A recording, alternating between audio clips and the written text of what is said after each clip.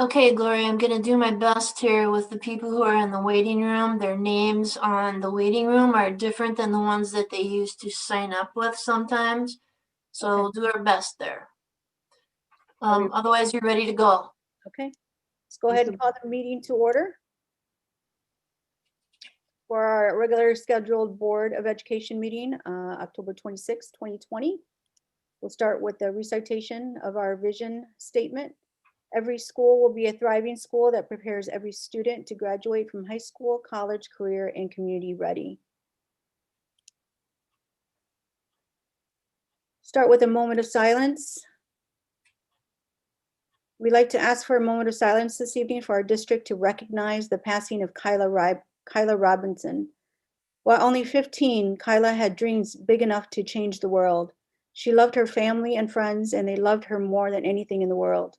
She was smart, brave, and sweet, and she had the kindest heart. She was an amazing, beautiful light in everyone's life.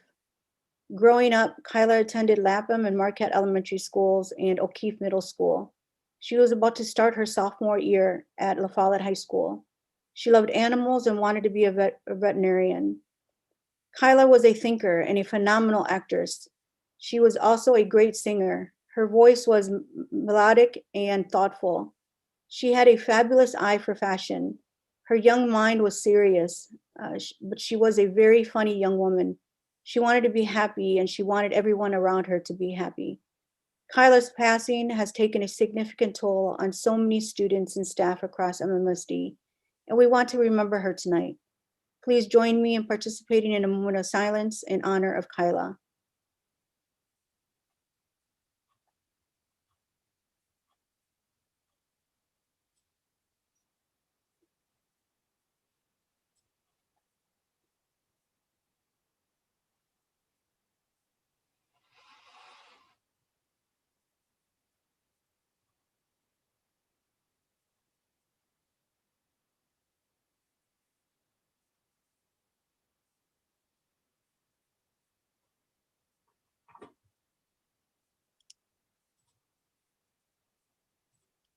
Thank you.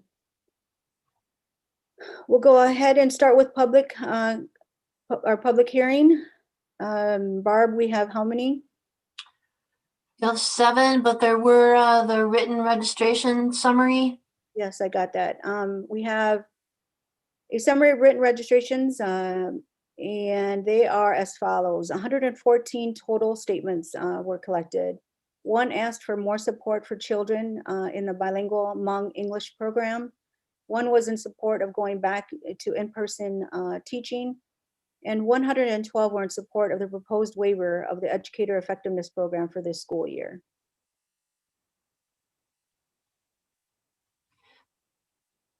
Thank you. The first speaker for our public appearances tonight is Julie Young.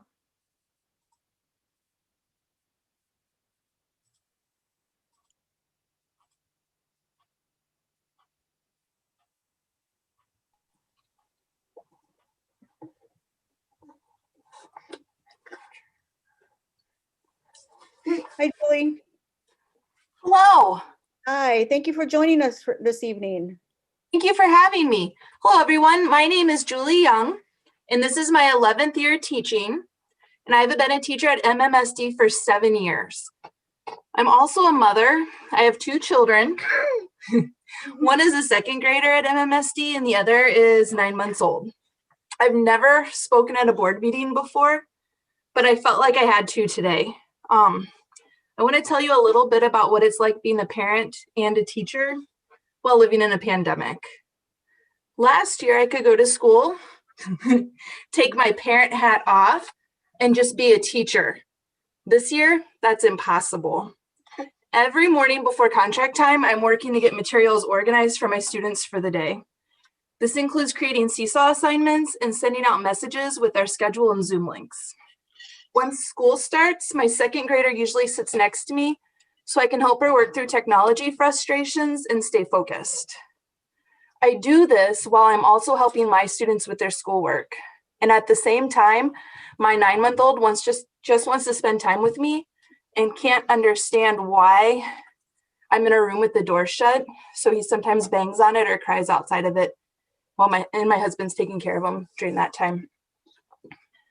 When the school day is finished, I spend time approving seesaw activities, contacting families of students who weren't here at the day. This usually takes past contract time. After dinner's made, ate, and cleaned up, I try to spend some quality time with my family. When the kids go to bed, I pull out my computer and try to get a little more work done, which is hard because I'm exhausted. My family and I, we're barely making it right now. I am worried that educator effectiveness is going to be what puts me over the edge, and I know a lot of my coworkers with families or with other responsibilities have the same feeling. It's not that I don't want to be evaluated or observed by my principals. In fact, I am proud of the way I'm teaching online.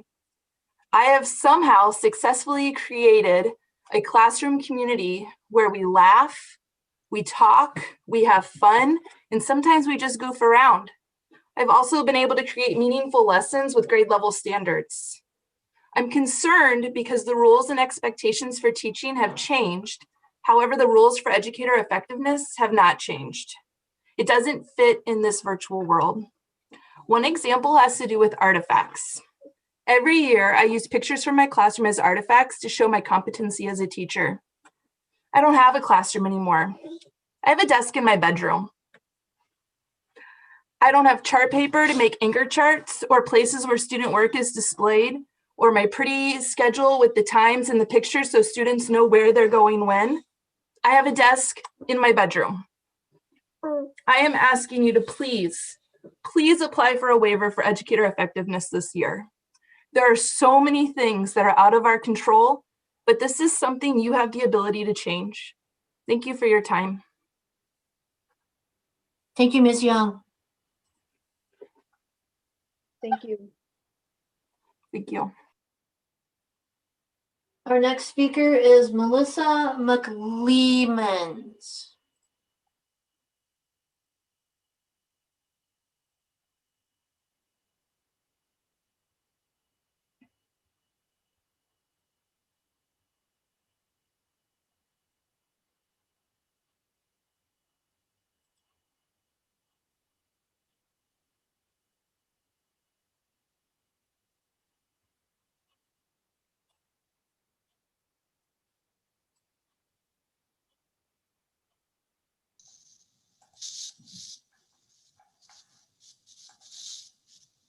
Hello, Melissa. Is this Melissa McLeemans?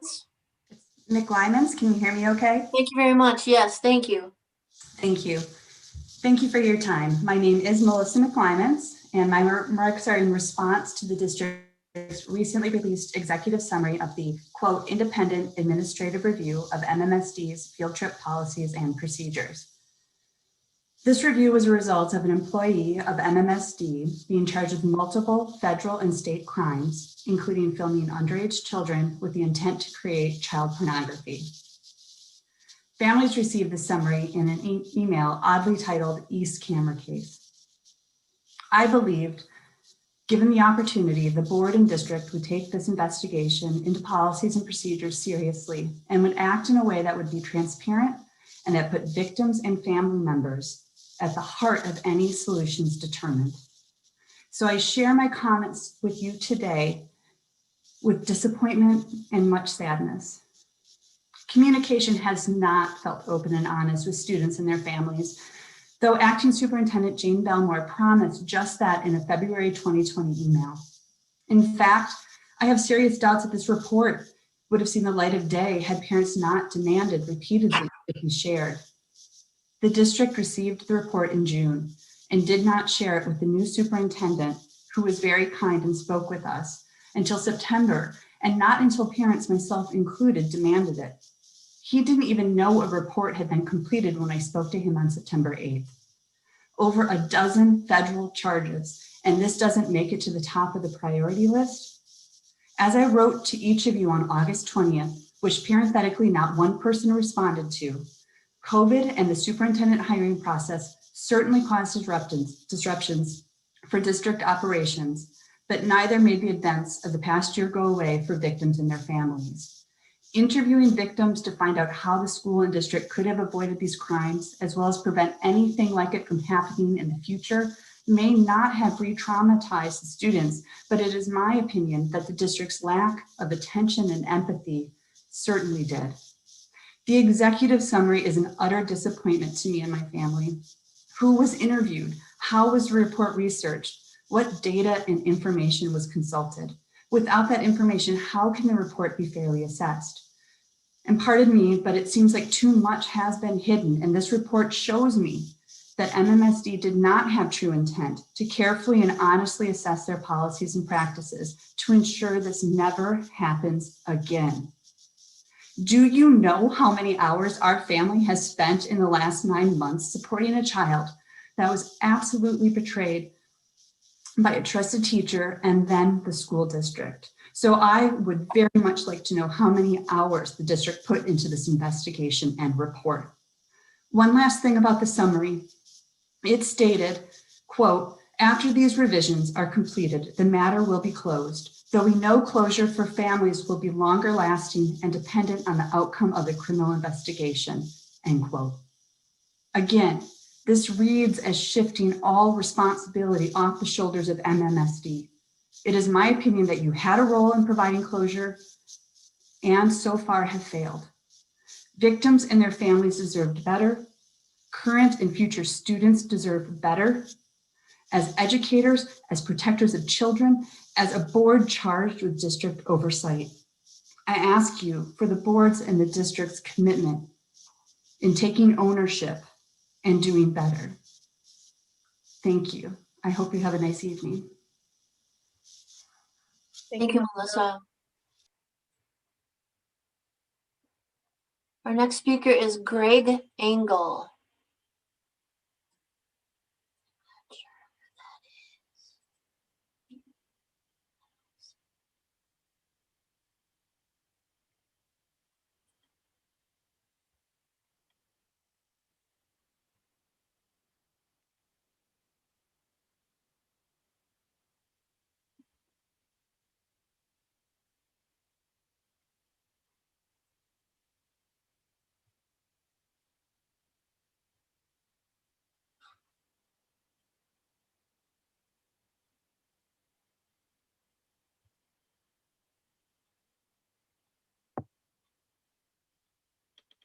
Mr. Engel?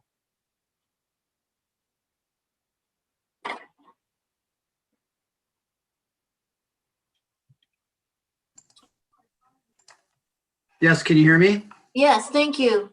Okay, thank you. Thank you for Should I go joining. ahead? Yep, go ahead. So, good evening. I'm speaking tonight about the administrative review that was conducted by the district following the revelations last year that a school district employee had victimized East High School students by secretly filming them on school trips in their hotel rooms. On February 28th, we received an email from then Superintendent Jane Belmore declaring that the district took seriously its responsibility to understand every detail of the case and assuring us that the district had, quote, secured an external independent third party to conduct a full review of the overall response, including any related practices and protocols. In early August, after 5 months of silence, my family began emailing the superintendent and the school board with a series of questions. It took several more weeks to receive a reply, but we did appreciate the empathy displayed by Superintendent Jenkins on the 2 phone calls we did finally have in September.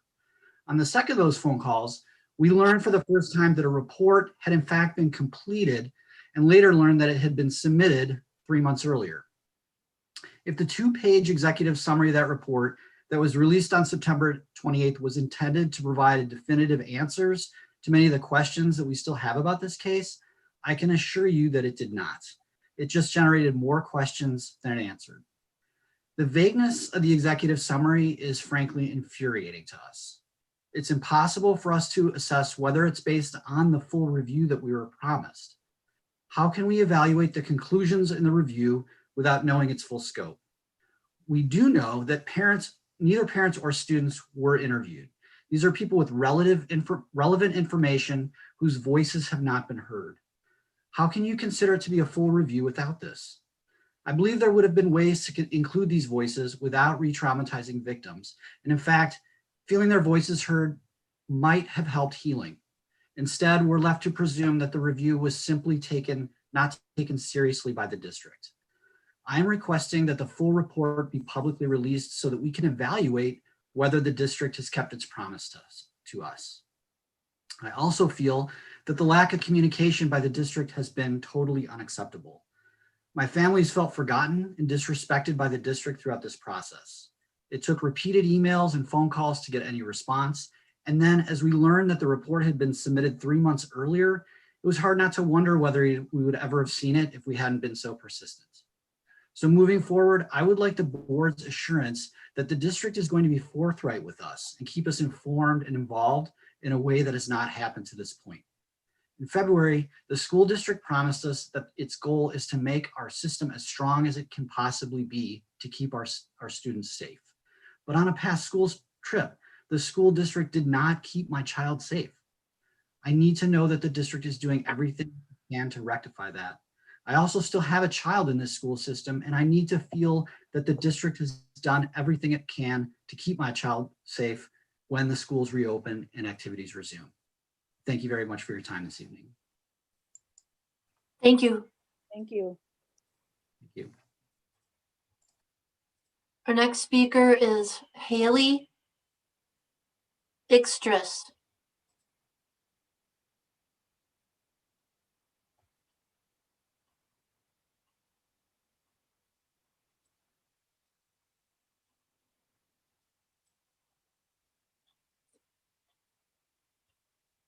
Hello, Haley. When you're ready, we'll need your video and your mic on. Thank you. Is that Hello, coming Haley. through? Okay, hello. Thank you for joining us tonight. Go ahead and get started. Okay, thank you. Thank you for your time. My name is Hallie Zistris, and I've been an MMSD teacher and school counselor for 24 years.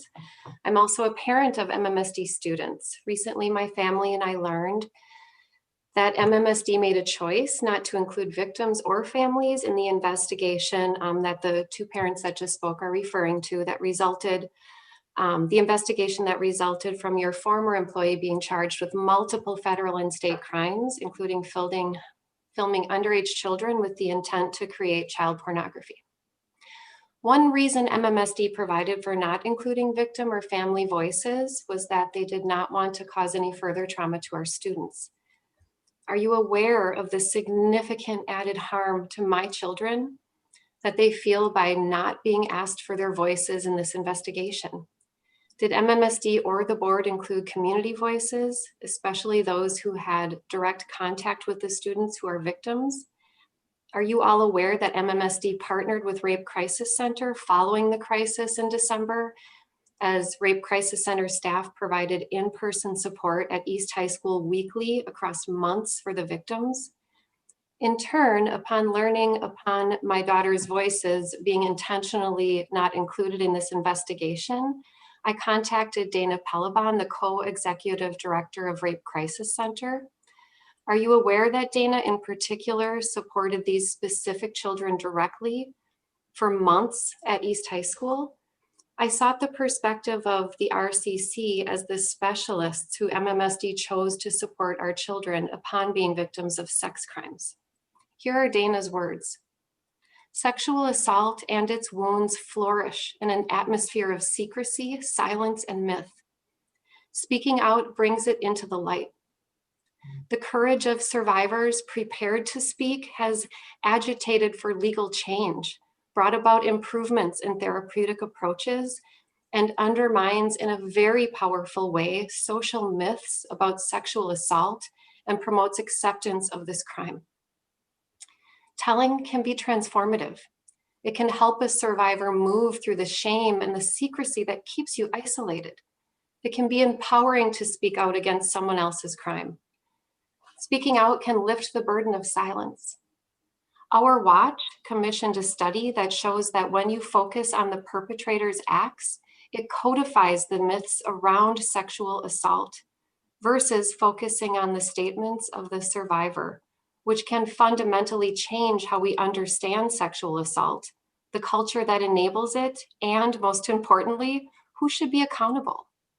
To not include these survivors in the MMSD investigation effectively silences them and does not give them the chance to help facilitate the healing and change that we know survivors need. Those were Dana's words. Are you willing to learn more about sexual assault and conduct a full, transparent investigation that is inclusive of student and victim voices? I'm not here to say I knew everything about sexual assault before my family was affected. As a family, we have learned a lot from the experts who have supported us, including RCC, who you brought to us. And I ask that you listen to those in the community who you chose to partner with to help to heal our children. In Maya Angelou's words, we do the best you can until you know better. And then when you know better, you do better. Thank you. Thank you, Hallie. Our next speaker is Mark Zistris.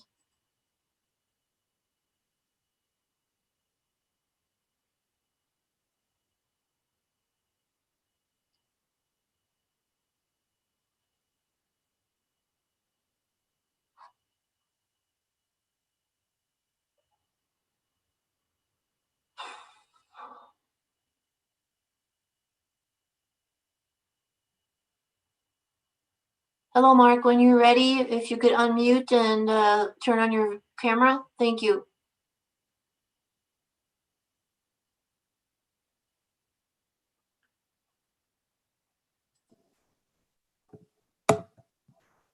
Okay, can you hear me now? Yep, we can hear you, but we can't see you. Sorry about that. Mark, thank you. Hi, Mark. Thank you for joining us this evening. Hi, everyone. And good evening, members of the MSD Board of Education staff and guests.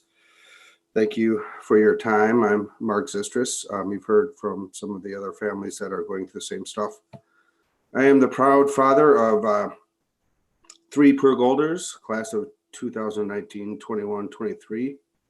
I'm also Madison West, class of 81, and kind of trying to reconcile that, I gotta be honest. Hoping at some point in time I'm gonna be able to say I'm proud of this district again. I'm here today because I'm still looking for answers, and answers about what the district is doing to make sure we do not have another teacher indicted on 15 federal counts related to the creation of child pornography. I don't know what you know. I'm here to ask. I realize there's not time to respond in the allotted 3 minutes, but I would ask that these questions be on the record and ask for a date when the board will respond.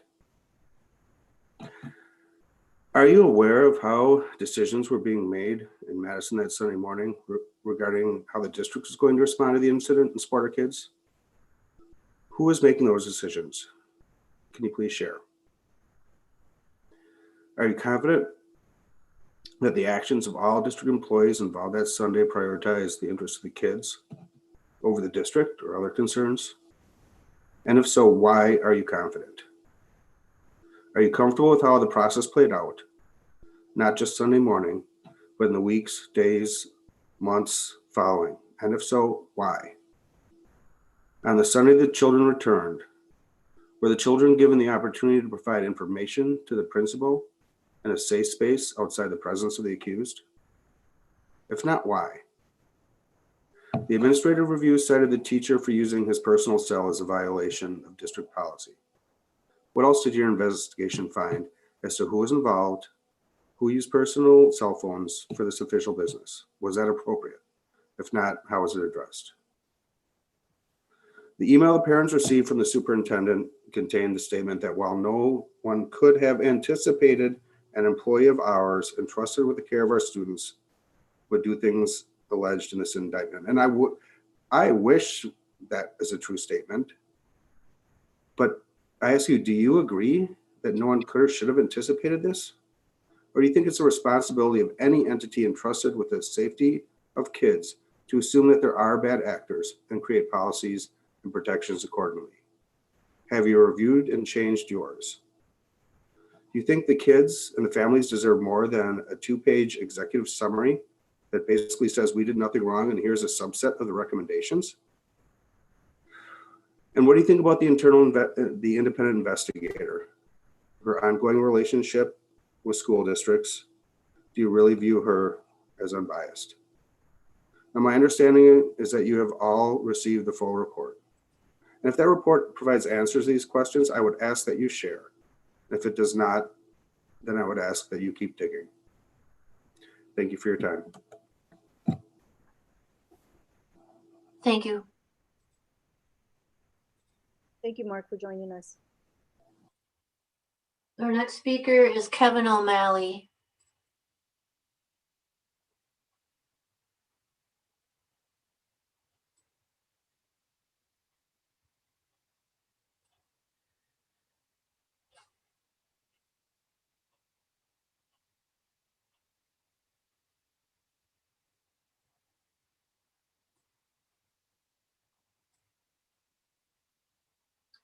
Hello, Kevin. When you're ready, if you could turn on your mic and your video. Thank you.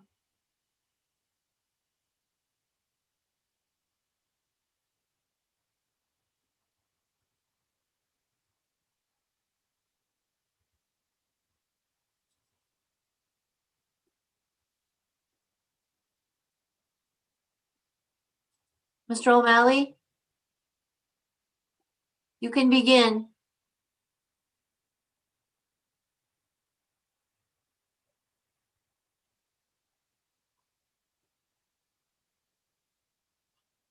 Mr. O'Malley, if you could unmute your mic, you can begin. Thank you. Okay, thank you, and thanks for your time tonight. I'm speaking tonight as the father of 4 children. One is an MMSD graduate, 3 who are active MMSD students. I'm speaking tonight with deep respect for the genuinely caring teachers and staff who have helped shape what has for many years been an overwhelmingly positive experience with MMSD. However, I'm also speaking tonight as a conflicted member of this community, this broader community. And I'm speaking to ask 2 questions that I've asked every member of the board already via email, and some of you by phone at other times. And these questions concern the internal investigation of district policies following the attempted creation of child pornography by David Crutchen, an MMSD teacher supervising MMSD students. And question number 1, do you feel your standards of transparency have been met during and after this internal investigation into district policies and practices? Besides what you have previously shared regarding the process, Ms. Reyes, can you point to specific elements of this independent review that demonstrate transparency? For example, can you point to who was interviewed, how many hours were spent on this investigation, and what the cost to the district was? Can you speak to whether or not you feel additional changes to policies and practices could have been explored, given the need to keep future students safe? Question number 2, related to number 1, do you feel this independent investigation demonstrates the proper sense of urgency for an incident of this magnitude? Again, we're talking about multiple federal and state charges of attempted creation of child pornography by a Madison Metropolitan School District employee, violating Madison Metropolitan School District students. For nearly 4 months to pass before parents and impacted families were notified that this investigation was complete is greatly concerning to me. Are you as a board comfortable with the timeline, beginning this process in late February, completing it in mid-June, mid-July, and no one being notified of its completion until September 28th, after a new school year has started? Has this internal investigation been a priority to the board and to the district? We all know what a busy year this has been. We all know the change that has happened since last March. I'm talking about an incident that started last December. It's now almost November. And As far as I understand, some of these policy changes have not even yet been implemented. But I'm wondering from an urgency perspective, if you feel the policy changes demonstrate the level of urgency and the timeline demonstrates the level of urgency that you all expect. And if so, is this what you will lay down as a template for future, God forbid, incidences like this? Is this, how has this been communicated to impacted students? How has it been communicated to non-impacted students? How do families with future MMSD students know about the changes that you all are making? And will they have an opportunity to weigh in if whether or not those changes are enough for them? Those are my questions. Thank you. Thank you. O'Malley.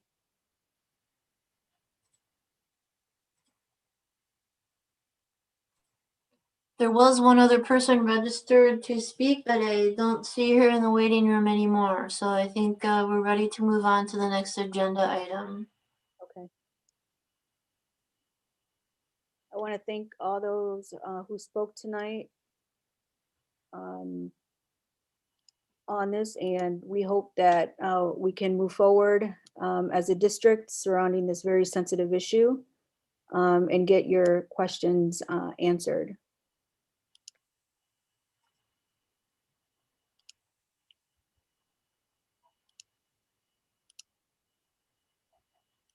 Next item on the agenda is approval of minutes from August 31st, 2020. I move that the Board of Education approve the minutes from the regular meeting dated August 31st, 2020. Nikki, second? Yes, second. Discussion about those minutes? No. Okay, all those in favor? Aye. Show of hands. Any opposed? And sorry, Julia, your advisory vote. Aye, okay. Motion passes. Superintendent, or actually it's board president's announcement. And let's start with the proclamation. I'm going to go ahead and hand it over to Christina Gomes-Schmidt. Thank you, President Reyes. Just as a start to this, as a preface to the proclamation, I'd like to briefly explain how gifted education has been addressed through advanced learning in MMSD. And our focus on advanced learning aims to provide appropriate instruction for students beyond grade level expectations while identifying and supporting the talent potential that exists in students from all backgrounds and in every school in our district. And the intent of this change has been to take a proactive approach to addressing historical disparities by race and income that exist in gifted education. And with that, I'm going to read the State of Wisconsin Department of Public Instruction proclamation. Whereas we are responsible for the future we collectively create, all students with intellectual, academic, creative, leadership, and artistic gifts and talents need to be appropriately identified, instructed, and supported so they too can help co-create our future. And whereas, just as giftedness comes in a variety of domains and has no limits related to sex, race, color, religion, multilingualism, age, national origin, sexual orientation, economic status, and ability. And whereas collaboration between school district staff, families, organizations, community members, nations, and students serves as the critical foundation for supporting all high ability and high potential children and youth. And whereas the Wisconsin Department of Public Instruction joins the leadership of the Wisconsin Association for Talented and Gifted, the Wisconsin Center for Academically Talented Youth, the Wisconsin Association of School District Administrators, the Wisconsin Association of School Boards, the Association of Wisconsin School Administrators, the Wisconsin Association for Supervision and Curriculum Development, the Wisconsin RTI Center, and the Cooperative Educational Service Agencies in working together to support Wisconsin's children with gifts and talents. Therefore, be it resolved that I, Carolyn Stanford Taylor, State Superintendent of Public Instruction, declare October as Gifted Education Month to recognize the impact of supporting our gifted learners. Thank you. Thanks. And some other board president announcements and reports. We want to list some notable October observances. We as a district are committed to supporting the following celebratory and awareness months that fall in October. Latinx Heritage Month, LGBTQ History Month, National Farm to School Month, National Bullying Prevention Month. Although our calendars are marking the end of these several months in October, we as a district will continue to celebrate the many cultures, contributions, and sacrifices of these individuals and communities year-round. We honor all of our historically marginalized youth and their families, continuing our commitment of creating a path to a more equitable future. Also want to make a few comments about our referenda. We are not only a week away from a very important election, not only as a national scale, but important here right at home for the MMSD community and the city of Madison. We want to thank everyone who has worked so hard and continue to do so to ensure the public has the information they need to make an informed decision on election day. We want to thank all of the MMSD staff, community members, and community groups, stakeholders, and friends of MMSD for their support and feedback for the most of the last year as we engaged, listened, learned, and made decisions based on your voices. The 2020 MMSD referenda built on MMSD's recent momentum as the district works to chart a course for an even brighter future. It represents an opportunity for making an investment in our schools and community, and it is the right time to bring our schools into the 21st century standards and beyond. MMSD is ready to become an asset to the community and local economy, much like the UW and Madison College are today. And above all, the referendum will shape the future of MMSD, creating an educational experience that will ensure our students and future generations of students will be career, college, and community ready. And I also want to acknowledge Chief of Staff, Mike Herding, if he can come to the screen.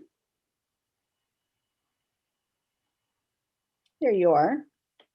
This is Mike's last regularly scheduled regular board meeting. I bet you're happy about that, huh, Mike? I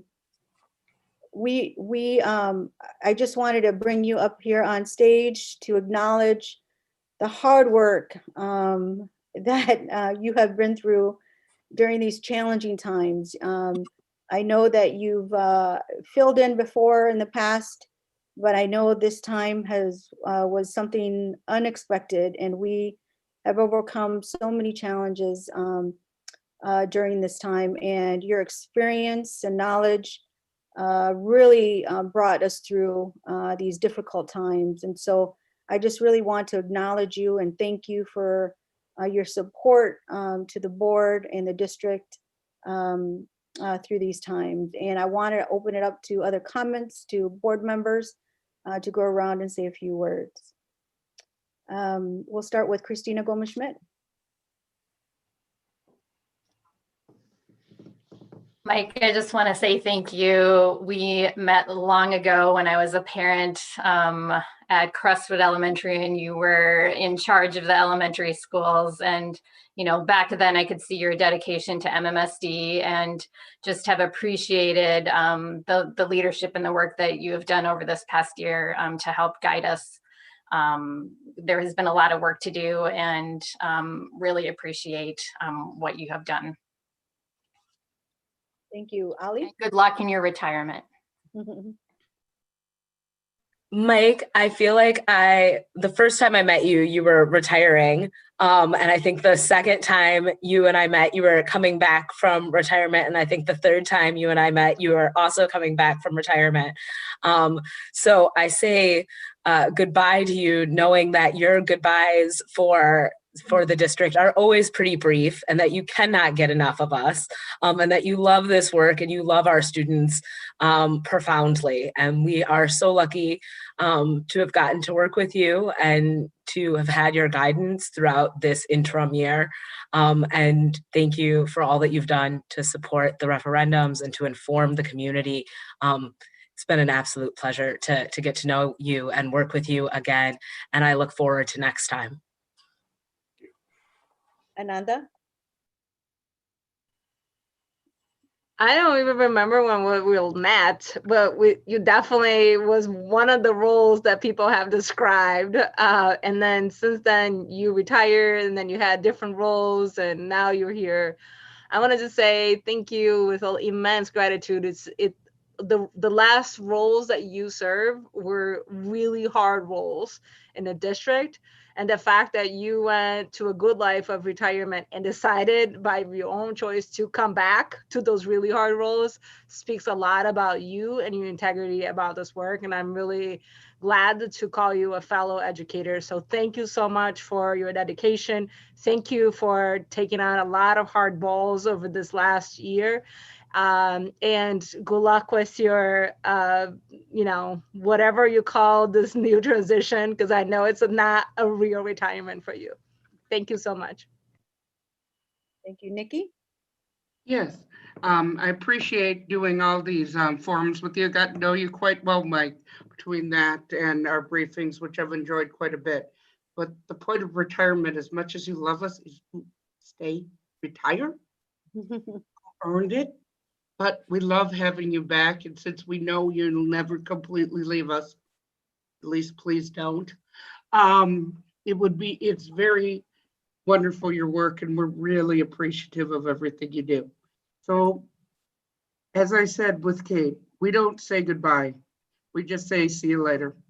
So see you later. And I know we will definitely see you again, Mike. Thank you, Nikki. Chris? So Mike, you bring so much experience to your work. It blows my mind every time you tell me another story that goes way back about the work you've done for MMSD. And this year was a roller coaster ride. It was crazy. And that experience was absolutely invaluable in helping the board face challenges and obstacles with perspective. I really appreciate all that you did, not only to help us through good times and hard times this year, but the fact that you apparently burned the midnight oil every single night for more than a year to answer our questions and make sure that everybody was talking to each other, getting their work done, and the gears kept turning to get things done. So I hope you are able to take some time off and relax. And if it turns out you actually don't want to relax, you can always come back and hang out with us some more. But I think you should relax a little bit. Thanks. Thanks, Chris. Savion? Well, Mike, to say that you've been around the block once or twice, or you've seen a thing or two, is an understatement. But the the wisdom and expertise and contextual knowledge you've been able to assist us in the district with over the past year has just been really invaluable. And I'm really happy that hopefully this this can be your retirement and you get to enjoy laying around on a beach for a little bit. But it has been an honor to work, serve, and learn from you over the past year or so. Thank you. Julia? Thank you for always taking the time to meet with me. You have a really excellent way of explaining things, I think helping me at least understand them, and it was clear how much knowledge you had. And just thank you for being so welcoming in briefings and in general. Thank you, Julia. Dr. Jenkins, did you want to say anything? I would just like to say, Mike, you've just been awesome. And you know that I've shared with you many times this transition during COVID-19, coming in after a superintendent search, which had gone on here, and just getting school up and going. You've just been just remarkable. I've had an opportunity to work with a lot of outstanding people, but I have to put you up in that top 1% of individuals who really care about MMSD children and about our staff. And we thank you. And like everyone that says, in particular what Nikki said, I like that. We'll just see you later. I can bet on that. Yeah, Mike, we will see you later. You know, I'm gonna miss the phone calls, the 10, 20 times we've talked a day. The past, what, 3 years, it seemed like. Mike, did you want to say anything? Sure. I'm going to keep this brief because I know you have a long meeting, but I'm humbled by your words. Thank you so much for those kind words. I have been blessed to work in many positions in the district, and I truly am inspired by our staff and students. Thank you for those words. I'm not used to hearing those. I prefer to stay behind the scenes, but you're very kind. Special thanks to Dr. McGregory and Dr. Jenkins for the transition. And thank you, board members, for your continual commitment to our students.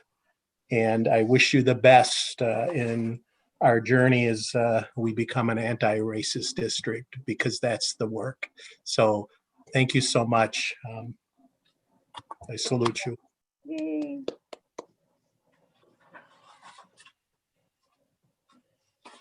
All right, that was beautiful. Let's see here. Okay, next is superintendent announcements. Dr. Jenkins? You're on mute. Okay, great. Thank you. Before I get to my comments here about the budget and the tax levy, our certification, I just wanted to pause for a moment, and unusual, but to also say thank you to all the individuals who came and spoke tonight. Very heartfelt. We did hear you as a board and as a superintendent coming in, and we are going to continue to try to just get better. As the parent said, when Maya Angelou said, really, when you know better, you do better. We're trying, and we're going to continue to try. And we thank you for coming up and lifting your voices out. And so to that end, I also want to say thank you to the teacher, Mrs. Young, who came on with her children. And we always like doing virtual, seeing our children, right? But I want to say to you, we thank you. And to that end, I want to speak to educators' effectiveness, which is item 14.3 that'll be coming up on the agenda.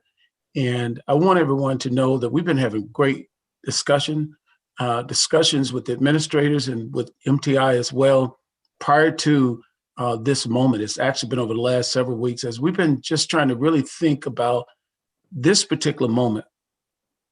During a pandemic, during the racial injustice, so many things teachers are having to do, our students are having to do. We had come to the conclusion that the tool for educator effectiveness just doesn't align with where we are right now. And I think Ms. Young, I'm so glad that she came, because she actually took the words that many teachers have shared with me, many administrators, and I appreciate the administrators saying that they were not as comfortable using the educator's effectiveness tool right now. So I am going to be recommending to the full board at this time to say that we waive the educator effectiveness and continue to go with what we're doing internally, as we were working to have the expectations we know that our students deserve, our staff deserve, but we have to recalibrate on how we get there. Our teachers are working, our students are also trying to adjust, our parents are adjusting, community, and we recognize that this is a time more of human decency, that we come together and do what's in the best interest of everyone. We don't want our students to lose out. And I would be remiss if I didn't say, I had a conversation with a group of parents, Miss J, Miss Shantae, they talked about the 5-year-old, the kindergartners, the first graders, and those situations where our children are struggling. And there are some wonderful teachers out there really trying to adjust during this time to help our children. We all need to pay close attention to all of our social and emotional well-being during this time. But it doesn't look, we can't lose sight. We have to push forward, continue to maintain for all of ourselves just a higher expectation in general for all of us, but also that we take time out to take care of one another during this time. So I do recommend to the board that item 14.3 that we go forward with the waiving of the education effectiveness. And to that end, I'll get into my budget comments. First of all, I just want to say I have great appreciation for Kelly Rupel and the work that she has done as our CFO with the board and for this administration coming in as a new superintendent. You're looking at what's going on before you arrive. And I have watched the way that you have made tough decisions as all of us were impacted by COVID-19 in the spring. And we were all looking forward to our budgets as we had put them in place, but then COVID-19 shook us to the point that we had to try to rely on other sources. And we're very fortunate to have received community support, state support, and some federal support, but still knowing where we are with COVID-19 right now. Budgets have taken a hit, just like in the community. Economically, we've taken a hit. We know that as schools. So we're still trying to finalize our budgets as we move forward, looking in the future. And having done that, because as a board and with the CFO and administration, you have made some very tough decisions around looking at healthcare, ways that you could just save money, trying to ready yourself for the next level of storm that's going to come financially. I think we're in a great fiscal position right now as our ratings reflect that. But some of the intimacy of the work that has happened to put us in this great position, I would like to have our CFO now speak to some of the things that you've done, because we do all need to be reminded. We've done work to position ourselves to be in a better place, but this is not over yet. We still don't know what all the future holds. So you're going to have to still be fiscally responsible as we're moving forward. So Ms. Rupa, at this point, could you assist with the comments, and then I'll close it out. Absolutely. Thank you, Dr. Jenkins. And yes, together we've been working on this budget for 11 months. We started this work together back in December. And in some ways it does feel like 10 years as we've really built 4 different budgets together as times have changed, assumptions have changed through COVID-19. In front of you tonight are 2 budget documents. One is what we're referring to as a base budget. It's the assumptions based on the revenue that we will have from the state and what would otherwise be a non-passing referendum environment. The other budget is what's called the passing referendum scenario. In the event that both referendums were to pass, the goal of that budget is to get your authority of how we would spend those funds and how we would implement those funds such that we can move forward with reporting to state and local municipalities in the upcoming days. We had a very good budget conversation on October 12th in our operation work group. The items that came out of the operation work group are built into the budget documents in front of you. Since then, we have finalized 2 kind of open items that we had back on October 12th that are worth reflecting on for you and the community to close any open gaps. The first would be our general aid assumptions. Back in June, we had assumed a loss in general aid that today, moving forward, we are happy to say is a positive increase in our general aid from the state, a 4.7% increase. As a reminder, this is not new revenue. It does not increase our budget, but what it does do for the local taxpayer is decrease the taxes. And that's because with state aid, the state picks up a bigger percentage of the bill this year than they have in the past. That's very good news for our local taxpayer. It drops the impact of the budget in both the base budget and that passing referendum scenario budget. Those mill rates go down in both versions from our June estimates. The second piece that really moved on us since that October 12th conversation are the private school voucher programs. Unfortunately, the private school voucher programs is entirely ran by the state, and it's taxes that you all have to put on the tax bill by state statute. You don't get a lot of choices on that. So the private school voucher program did move 80% on us this year, doubling the estimate that we would have built into the June budget. That has the counter effect on our mill rate of increasing the mill rate by 2 cents or otherwise increasing the property taxes. That's by state statute. So once we got those numbers in, we had to build it into this budget. All in all, the general aid increase does decrease the mill rate and the taxes more than we expected in the June budget. more than the private school vouchers did, but I wanted to make sure everyone was aware of these two moving parts since the last time we had an opportunity to speak together. The budget in front of you reflects an important balance of the priorities and goals we set forward back in the January operation work groups. Knowing we had limited resources back then, we knew that in order to fund our priorities first, we were going to have to make difficult decisions in this budget. And together we did that, reducing the budget by over $8 million. Those reductions remain in the budget today. They include reducing 60 staff positions that were vacant at the time, completely closing them. They included important changes to our healthcare plans. They also included reductions of our district-wide overall spending plans to get to that total of $8 million. By making those reductions, we were able to invest in priorities that you passed in June and have started to be implemented in schools already. They include expanding on our Welcoming Schools curriculum, expanding the number of seats available for Early College STEM Academy, launching more behavioral health in schools, mental health supports for kids that are available today in the virtual environment that are more needed now than ever. They also include the start of our early literacy investments through our reading curricular purchases. Since June, we've been able to make two additional moves that balance out our priorities for this budget, in spite of a difficult budget year. That includes $5 million in total staff compensation, on average outpacing the cost of living adjustment for the majority of our staff.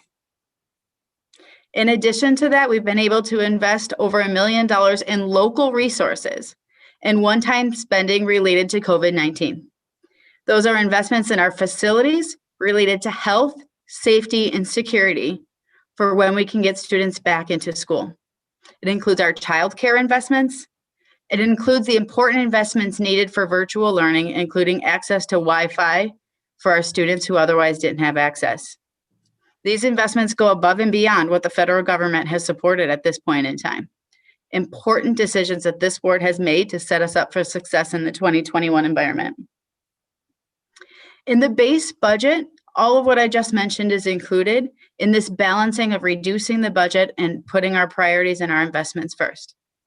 But due to the limitations of the revenue limit given to us by our state, property taxes will decrease in the base budget. And they will decrease because of the budget reductions you all had to make in order to balance this budget under the law.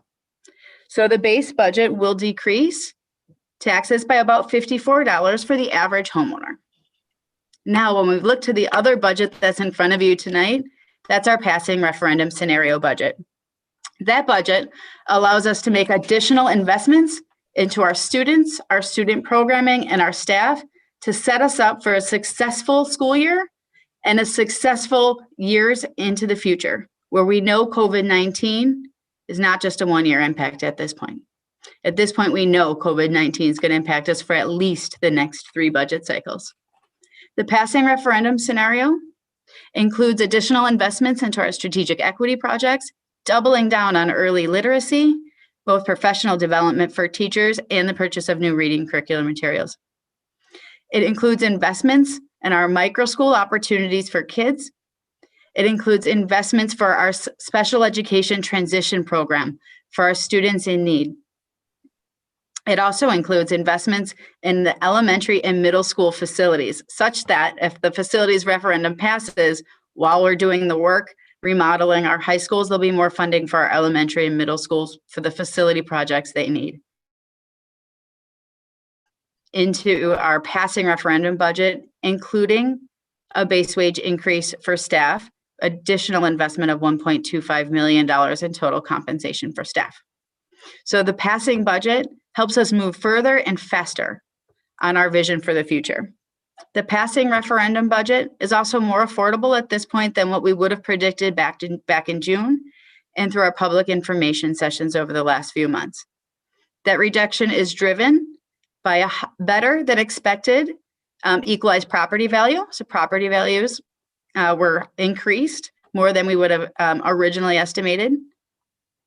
It's due to better interest rates than we would have previously predicted. And it is due to that general state aid that I mentioned earlier. Those three things moving in our favor does decrease that overall cost to the passing referendum. Such that, in the budget you have in front of you for the passing referendum, the average homeowner, if both questions were to pass, would pay approximately $125 in this year for both of those investments on a passing referendum. So with that, I'm excited, Dr. Jenkins, to hand this over to you for any final comments as it relates to the superintendent's announcements. Yes, I just say, again, thank you, Ms. Rupel, and to everyone who's worked on this and to this board. That's a very responsible approach to moving with the budget. You talk about not passing a budget and still staying focused on our equity strategies, our initiatives that we have going on, still moving the district forward. Over the last 4 years, we have seen some progress, but in the midst of this, we have COVID-19 and we have to prepare for that. So we cannot go above and beyond understanding that our funding right now is really unstable. But I'm very excited to report to you as we've gone out and we've spoken about the referendum, the feedback is incredibly positive, and we really do appreciate those individuals who want to support the district as Madisonians always have in terms of supporting our students, supporting our staff. So thank you, Ms. Rupel, and thank you to the board for giving me this opportunity to share this with you. Thank you. Thank you, Dr. Jenkins and Kelly, for that, those announcements. And I'm going to go ahead and pass it over to Ananda, who wants to make a motion and change the agenda. Ananda? Thank you, President Reyes. First, I wanted to say thank you so much to Barb Osborne, who had made this whole registration process extremely amazing, and putting people in virtual rooms, very different than putting people into a podium to speak. So really appreciate you, Barb, for creating this whole process. I appreciate everyone that came to speak. I've been sorely missing not the nature of late board meetings, but definitely the nature of our main duties to hear folks speak on different issues. So I want to say that first. Thanks, Dr. Jenkins, for speaking regarding the educator effectiveness. And I know a lot of people are anxiously waiting for that, and it's at the bottom of our agenda currently at 14.3. So I would like to make a motion to uplift that agenda item for us to speak to that now. And then I also have a clarifying question to Sherry to ask it, the fact that Dr. Jenkins already spoke in regards to the support of the waiver, does that mean that we still have to vote on it? And then if we do, that will be part of my motion. I was going to second your motion, Ananda, but I'm not sure if you want Sherry to answer before I second. So, yeah, Sherry, thank you for coming in. Ananda, so I just want to make sure, can you make your motion to move up the agenda item to the action items that proceeded under instruction? Sherry, can we do that? Guidance on that. Oh, we can't hear you.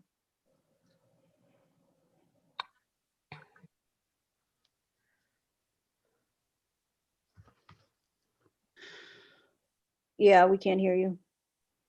Can you hear me? Yep, now we can. Okay. Yes, you can move it up, and I do need a vote on that because DPI requires an actual vote be submitted in order to receive a waiver, to apply for the waiver. So I'd like to make a motion to move item 14.3 up to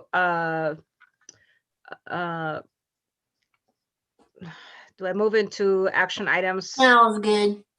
Is that good? Yeah. Okay. That is my motion. Thank you, Barb. The voice of God said that I was good, so I'm good. Second, Ali Muldrow. Ali, second. Any discussion? Okay, great. All those in favor, aye. Show of hands. Okay, Aye. any opposed? Okay, motion passes. Sorry, Julia, your advisory vote. Okay. Let's see. Okay, so we are going to move it to the instruction work group. Okay, so next on the agenda is items that proceeded through the instruction work group.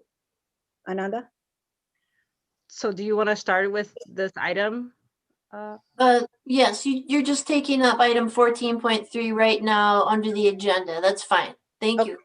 And Okay, then, go and ahead. then, do I read the motion that is in here, the recommendation action, or Gloria reads that action? I can go ahead and do that. I can go ahead and make the motion, and then we'll move on to report on items that proceeded through instruction work group. Okay, sounds good. Thank All you. right. I move that the Board of Education approve, oh, I'm sorry, I'm on the wrong one.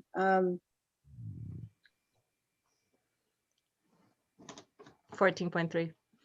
Yep. I move that the Board of Education authorize the MMSD to request a Department of Public Instruction DPI waiver as set forth in Wisconsin State Section 118.33, Parents 1M and Parents A1 from the Educator Effectiveness Cycle for educators in 2020-2021, thereby waiving the requirements to meet Wisconsin State Section 115.415 and 120.12 Parents 2M and for the 2020-21 school year. Second, Nikki. Nikki, second. Any discussion? Okay, Ananda, and then Chris. I'd like to make an amendment to this. It'll be two-folded, and I'll speak to those things, and then I'll refine the language. One is, I think folks know that I have, some of my colleagues were the ones that wrote the educator effectiveness, and then it was also colleagues that I care and respect dearly that also wrote a version for COVID-19 educator effectiveness. And as I shared with all of you all earlier this morning, a pretty comprehensive document that has a strong sentiment around coaching and support to teachers, specifically during this time. It was with a really heavy heart that I read so many emails that we all received over the course of this last couple weeks, on teachers, mostly teachers, expressing that is not the sentiment that educator effectiveness is having on them. And to me, it feels extremely important for us to vote on supporting the waiver for DPI because it feels really timely. It's not a stress that we want our teachers to continue to have, but also have a conversation around educator effectiveness and other strategies, coaching and supporting strategies for teachers to move into instruction work group. So my motion is to move this item, move the educator effectiveness discussion into the instruction work group, the next instruction work group, and also move to vote in support of the waiver. Okay, so Sherry, do we even have to put that in the motion that we're going to discuss this in instruction?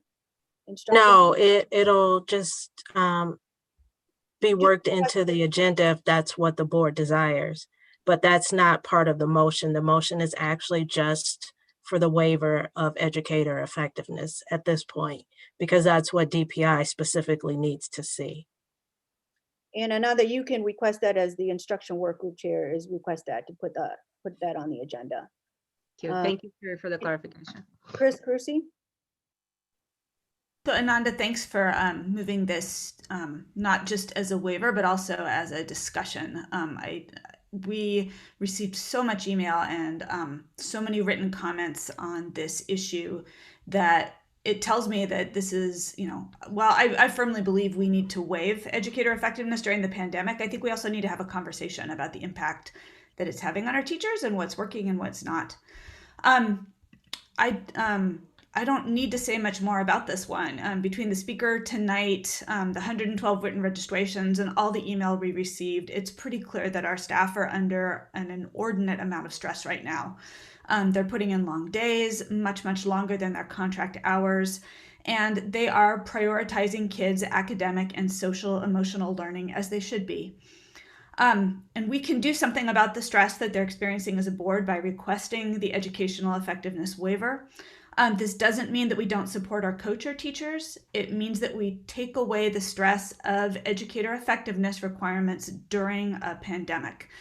This is the right thing to do for our district and for our staff, and I fully support it. And thank you, Dr. Jenkins, for recommending this as well. Thank you, Chris. Nikki?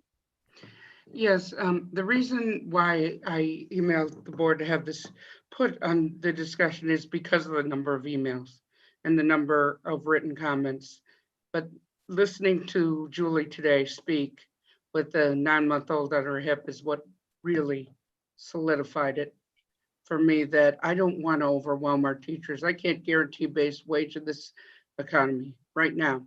I don't know if that can pass or not, but I do know that I can at least take this off our teachers' plate so that they can focus on teaching our students. And that's the most important thing. And at least this burden can be removed without, it won't cost any money, and it will do more in morale. Thank you, Nikki. So that's why I did. Yeah, thank you. I do support this waiver. I know that our teachers are going above and beyond, and while we want to stay committed to a growth mindset and continuous improvement, there are things we can do to be more relevant in providing that feedback. And so I do support this. I'm looking forward to learning more about how we can internally implement systems of review and continuous growth and feedback. I've heard great things about the all-staff professional development that Dr. Jenkins has led. And Ananda, I am looking forward to you leading the discussion as instruction work group chair and as your expertise and professional experience at DPI. Thank you, Sabian. Ali? Yeah, I want to thank my board colleagues for their overwhelming support of our educators and also for the overwhelming recognition of how hard our teachers are working. I think we have to acknowledge in this moment the difference between high expectations and impossible expectations given a global pandemic. And I think what we want is reasonable and achievable expectations that allow for everyone to be successful. So we're shifting our expectations of what school looks like for our kiddos, and we have to do the same thing for our educators. And that's a way I think that we remember we are all in this together, and whatever we can do to support one another and alleviate stress and pressure, we need to do right now. So I want to thank the educators who reached out to us to advocate for themselves and each other, and to tell you all to keep doing great work. And thank you, Dr. Jenkins, for recommending that we waive educator effectiveness. Thank you, Ali. I too am in support of this waiver. I do want to, however, put in this space. Dr. Jenkins and I met with some Black parents this weekend who are struggling, whose children are struggling in this virtual learning space. And I think that it is fair to waive this educator effectiveness. However, we have to work really hard to be innovative and to support our most vulnerable children.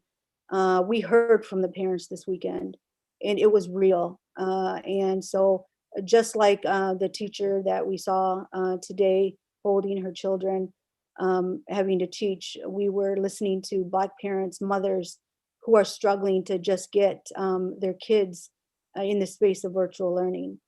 And so I think we cannot, we have to look at this in a very comprehensive way, and with the underlying support of our children during this very difficult time. And how are we going to do that? particularly our most vulnerable families. And so it really touched me, and I know it touched Dr. Jenkins to hear their voices. And, you know, so I really just wanted to put that in this space, because I think we have to not only consider our teachers, we have to support our teachers. We have to find ways in which we are working to support our most vulnerable children during this time. We are losing them. We were losing them before. And I'm really concerned about how we're going to bring them back, and how far behind they will be potentially when we come back to school. And so I just wanted to put that in this space. Christina? Yeah, thank you. Thank you for sharing that and highlighting that, because that is an important piece to keep in mind, you know, how all these pieces fit together. And this is a difficult time for everyone. And the challenges are real. And, you know, we want to do the best we can as a board and as administrators, teachers to support families and students in their learning. And just a quick comment on educator effectiveness, you know, it's put into place to support teachers in their professional development as educators and how they can improve their practice to better serve students, the students that they're teaching. And in this highly unusual year, it's evident that flexibility is needed, just like everybody has already said, and we need to recognize the circumstances that we're in and how unusual this is. And just understanding now, and just having seen and heard the time and the energy that teachers across our district are putting in to make virtual learning work as best as we can for students and families, and the partnerships that are needed as our parents partner with our teachers like never before to support students, parents, families, and you know, our childcare centers and everybody who is working together to help students. Really important, and I do support this waiver going forward and look forward to the conversation on educator effectiveness. So thanks for putting that on the agenda for the future meeting. Thanks, Ananda.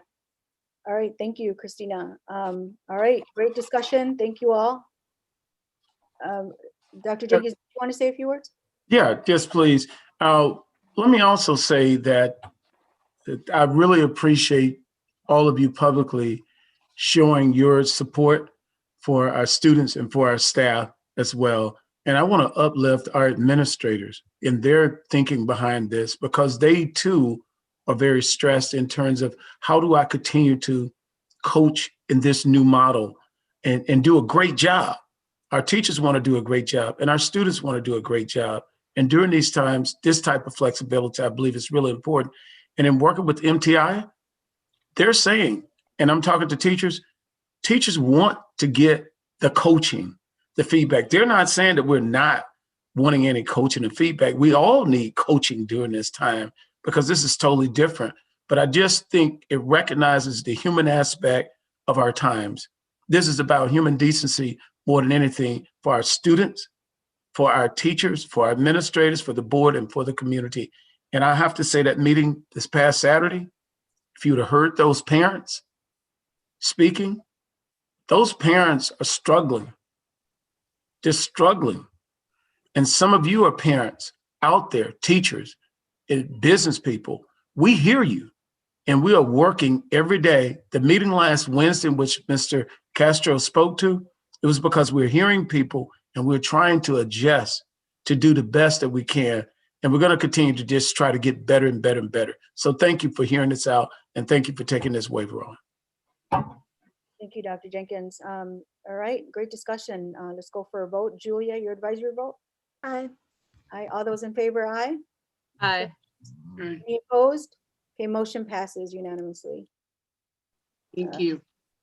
Thank you. Mm-hmm. All right, and next agenda item is report on items that proceeded through instruction work group. Yes.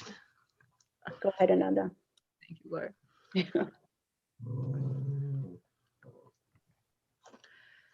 So as every instruction work group, we have committed now to have an update from our staff on virtual learning and how is it going. And we had a chance to review the findings of a report that was done extensively by our team. We also had a really beautiful conversation around early learning. And I'm super excited that my fellow board members had really great questions to our staff, and everyone was really engaged in a conversation around early learning and full day 4K. We will be discussing for our next meeting. Sorry. I have notes everywhere. We are next to talking about educator effectiveness, we will be talking about continue to have a conversation around early literacy, in particular around stress strategies. And we'll also be talking about the sexual harassment policy. Thank you, President Gloria Reyes.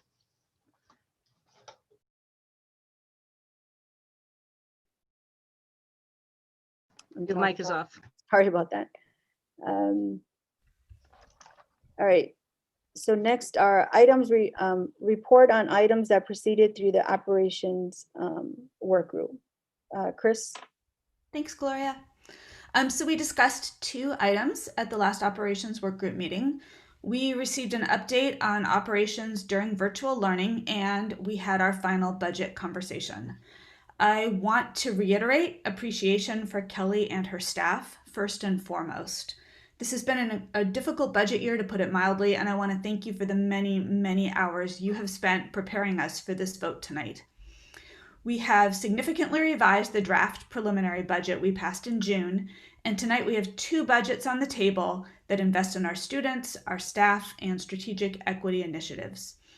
Kelly and Dr. Jenkins already spoke to the budget, and the only thing I will add is that I'm really proud of how this board honed in on decisions about things that we can control, especially given all of the things we could not control, ranging from the question out there whether or not there will be a state budget repair bill, to the question of what will happen with federal COVID aid, to the budgetary impact of private voucher and charter schools on our district.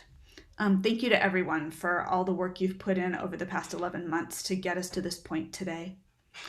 Our next operations work group meeting is on November 9th, and we are planning to talk about enrollment, Title I allocation strategy, and seniority policy in the employee handbook.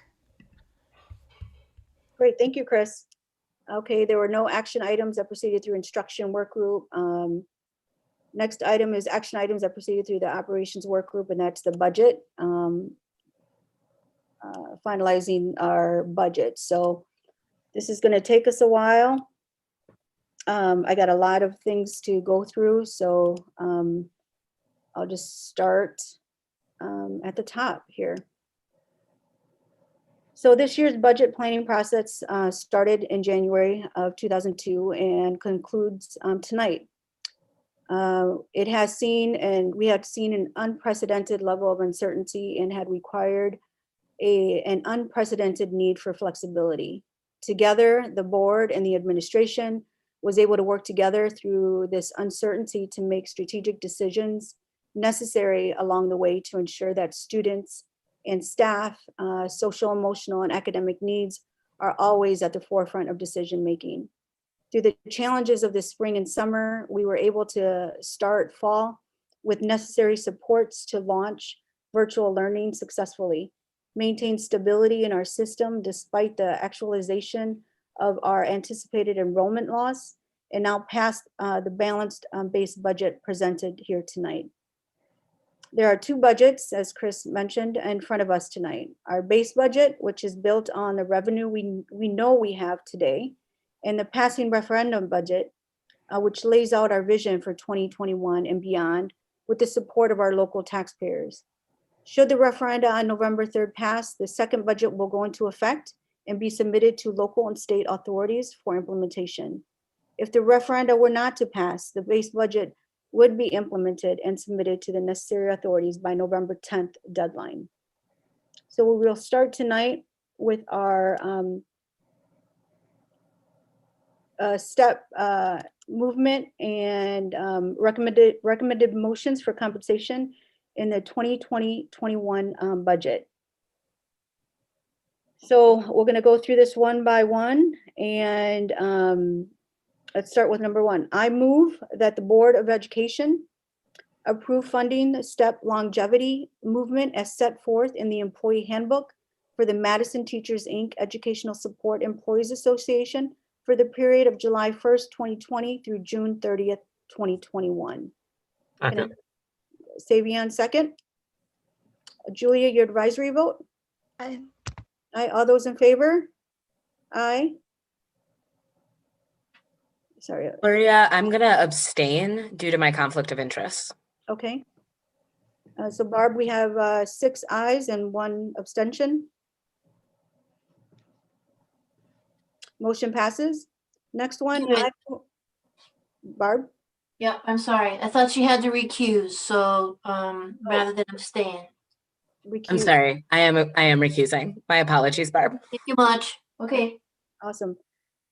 Next one, I move that the Board of Education approve funding step movement as set forth in the employee handbook for the Madison Teachers Inc.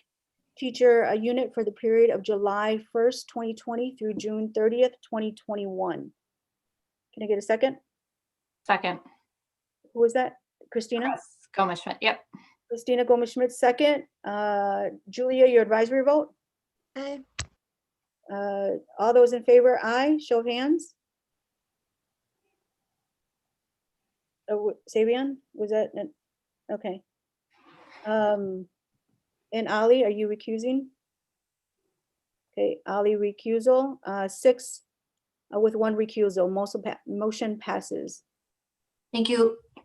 I move that the Board of Education approve funding step longevity movement as set forth in the employee handbook for the Building and Construction Trades Council of South Central Wisconsin unit for the period of July 1st, 2020 through June 30th, 2021. Can I get a Second, Nikki. Nikki, second. Julia, your advisory vote? Aye. Okay, all those in favor, aye. Okay, any opposed? Okay, motion passes 7-0. Thank you. Number 4, I move that the Board of Education approve funding step longevity movement as set forth in the employee handbook for all other eligible non-represented employees for the period of July 1st, 2020 through June 30th, 2021. Second, Nikki. Nikki, second. Julia, your advisory vote? Aye. Okay, all those in favor, aye. Savion, is that an aye? Okay. Any opposed? Okay, motion passes 7-0. Thank you. Okay, now we're moving on to base wage compensation. Contingent on a passing referendum budget, I move that the Board of Education approve funding a 0.5% base wage increase for the Madison Teachers Inc. Educational Support Employees Association for the period of July 1st, 2020 through June 30th, 2021. Second. Savion, second. Julia, your advisory vote? Aye. Aye. All those in favor? Aye. Show of hands. Okay.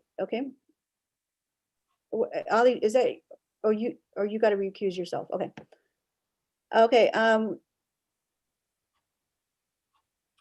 Ali, recusal? And I'm not. Yeah, I am recusing myself due to my conflict of interest. Thank you, Gloria. Okay, Nikki? No, Okay. I believe in Motion full passes. 5, 1 no, and 1 recusal. Thank you.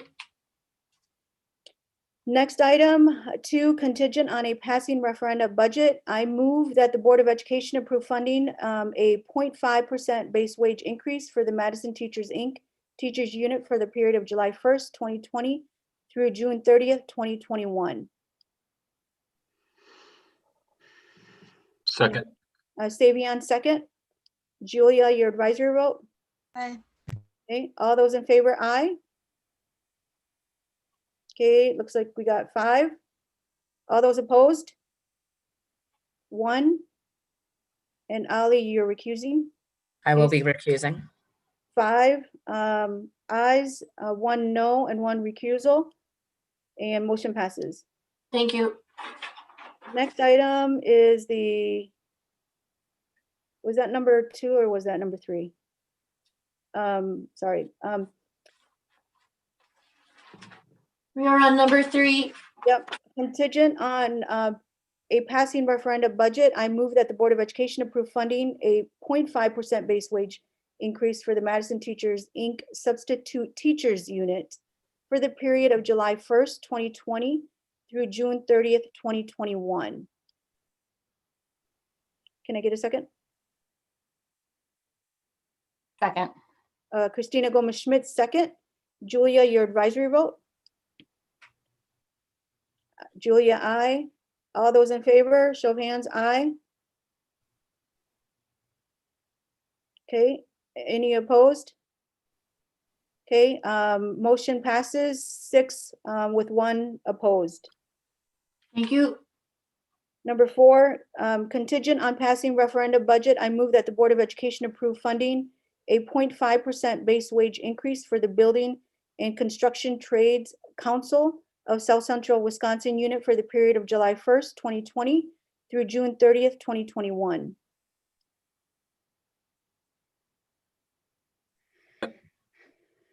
Can I get a second? Second, Chris. Chris Carusi, second. Julia, your advisory vote? Aye, okay. All those in favor, aye. Show of hands. Any opposed? Okay, motion passes 6 with 1 opposition. Thank you. Number 5, contingent on a passing referendum budget, I move that the Board of Education approve a funding a 0.5% base wage increase for all other eligible non-represented employees for the period of July 1st, 2020 through June 30th, 2021. Can I get a second? Second, Savion.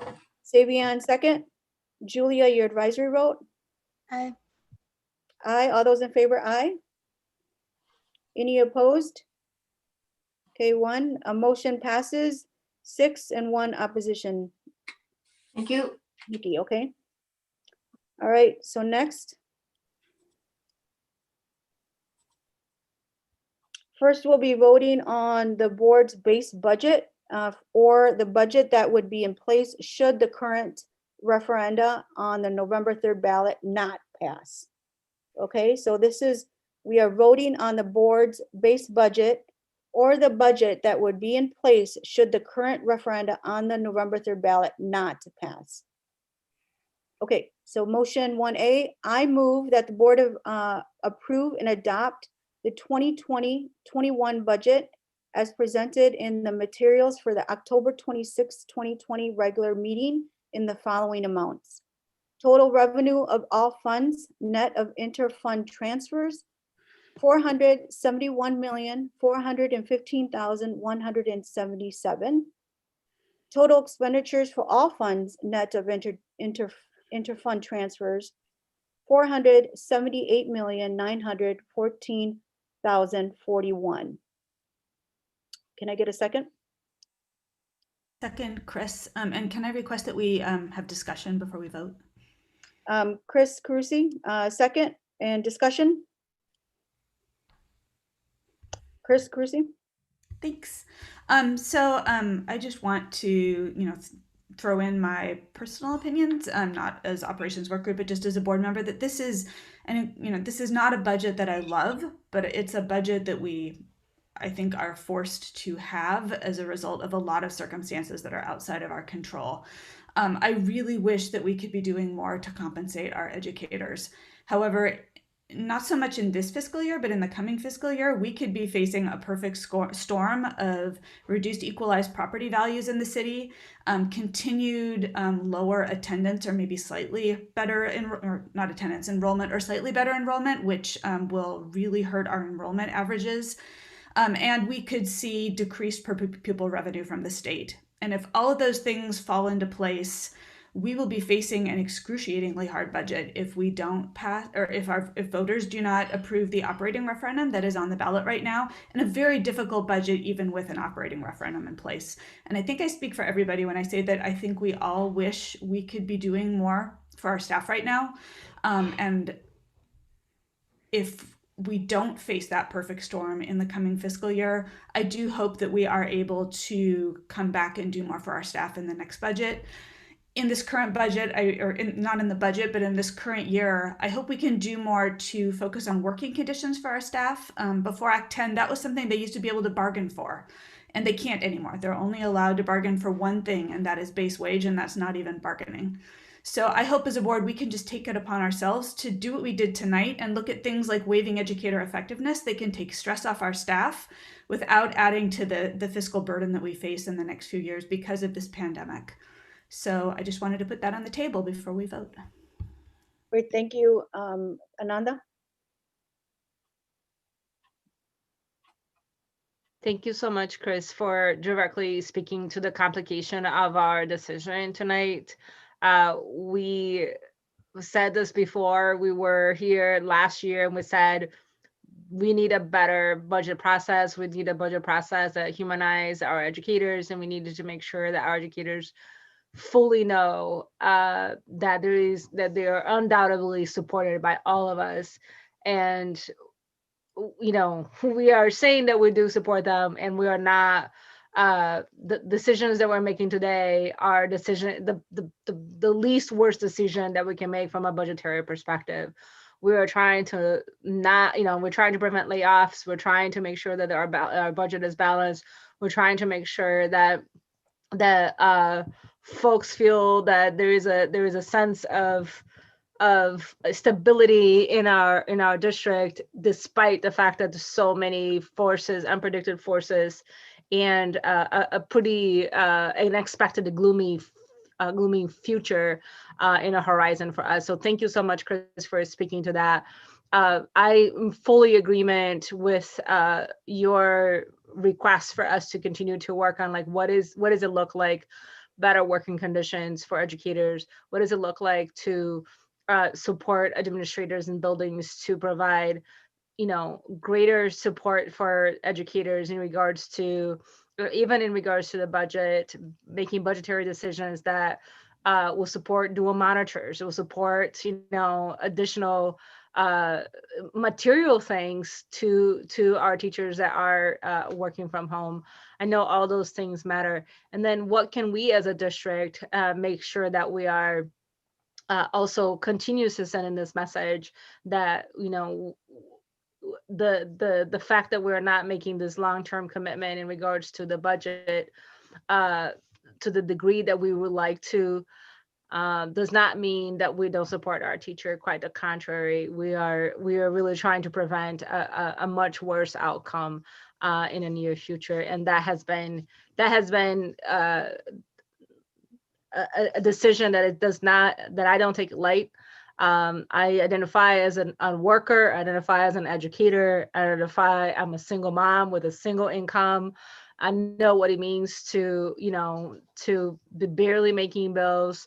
I know what it means to be, you know, trying to figure it out, like, you know, scraping the funds to, you know, to pay bills, and then still do this, one of the most meaningful jobs someone can have, which is educate our children. So I say this with a lot of compassion, and I really wanted to sort of echo your voice, Chris. And I know that I speak for a lot of my colleagues too, to say that we honestly did not want it to be in the space that we are in our budget, but here we are, and we're trying to make the least inequitable decision given those circumstances. And I wanted to also thank Kelly Rupo for the endless hours that she had put both in creating a much more humane budget earlier this year when we first started having conversations about the budget, switching to multiple budget scenarios and giving us an incredible amount of flexibility given the situation that we are. So to Callie and the entire team, really grateful for all your work. Great, thank you, Ananda. All right, let's go for a vote. Julia, your advisory vote? Aye. Aye, all those in favor? Aye, show of hands. All right, okay, can we do that again? Okay, Ali, okay. All right, all those all those opposed? Nikki? All right, motion passes 6 with 1 opposition. Barb, you got that? Okay. Yep. Okay, next, motion 2A. I further move that the board certify the 2020-21 all funds tax levy in conjunction with the 2020-21 budget in the total tax levy amount of $331,843,421, which consist of the following specific subcomponents. Okay, Fund 10 General Fund, $305,473,237. Fund 38 Non-Referendum Debt Service, $4,433,030.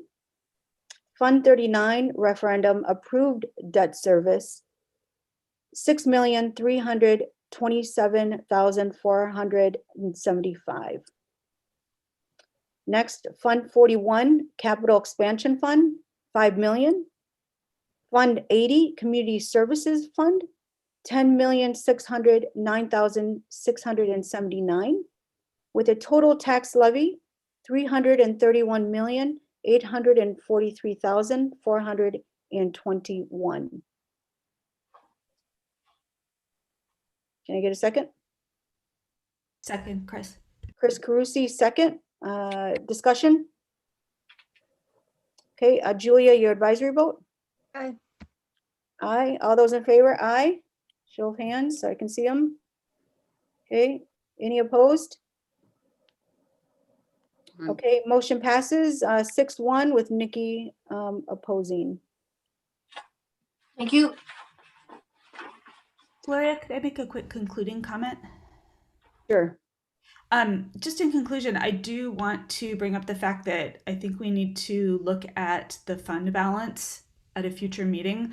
If you use operating expenditures as our policy instructs us to do to calculate what percentage range we're in terms of our operating budget as a percentage of, or our fund balance as a percentage of the operating budget, we could be bumping above the 15% maximum that our policy holds us to.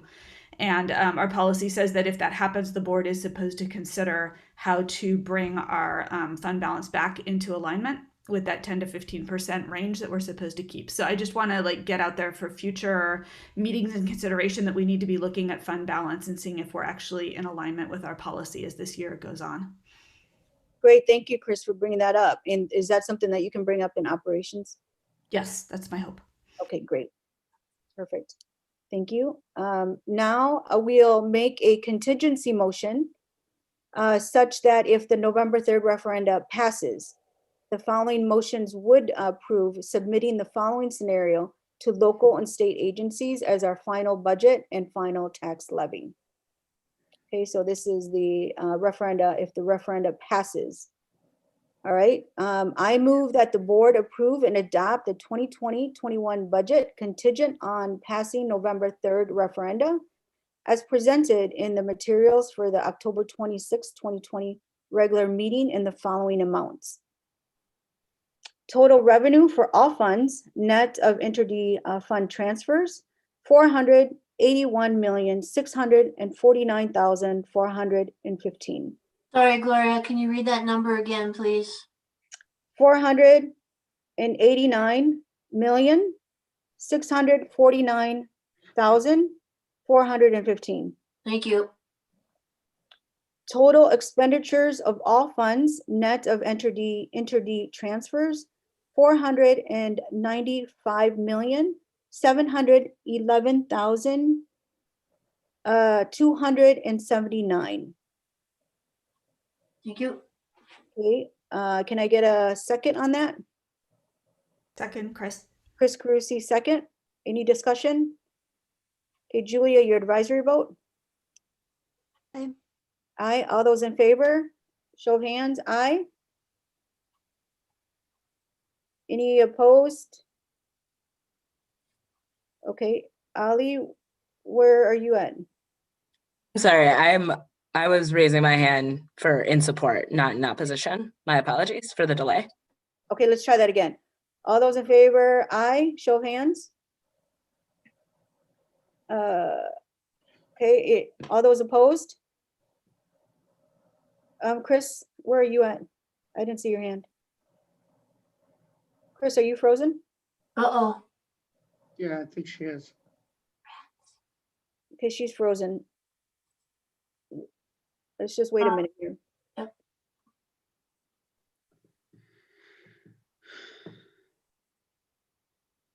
Let me text her here to let her know.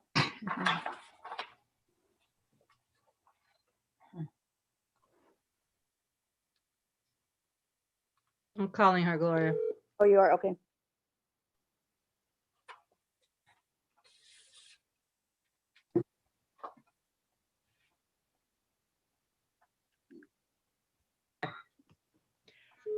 She said that she voted aye and she's coming soon. She got booted out of the meeting. Well, what, should we wait, Barb, until she gets back on? Yes, please. Yes.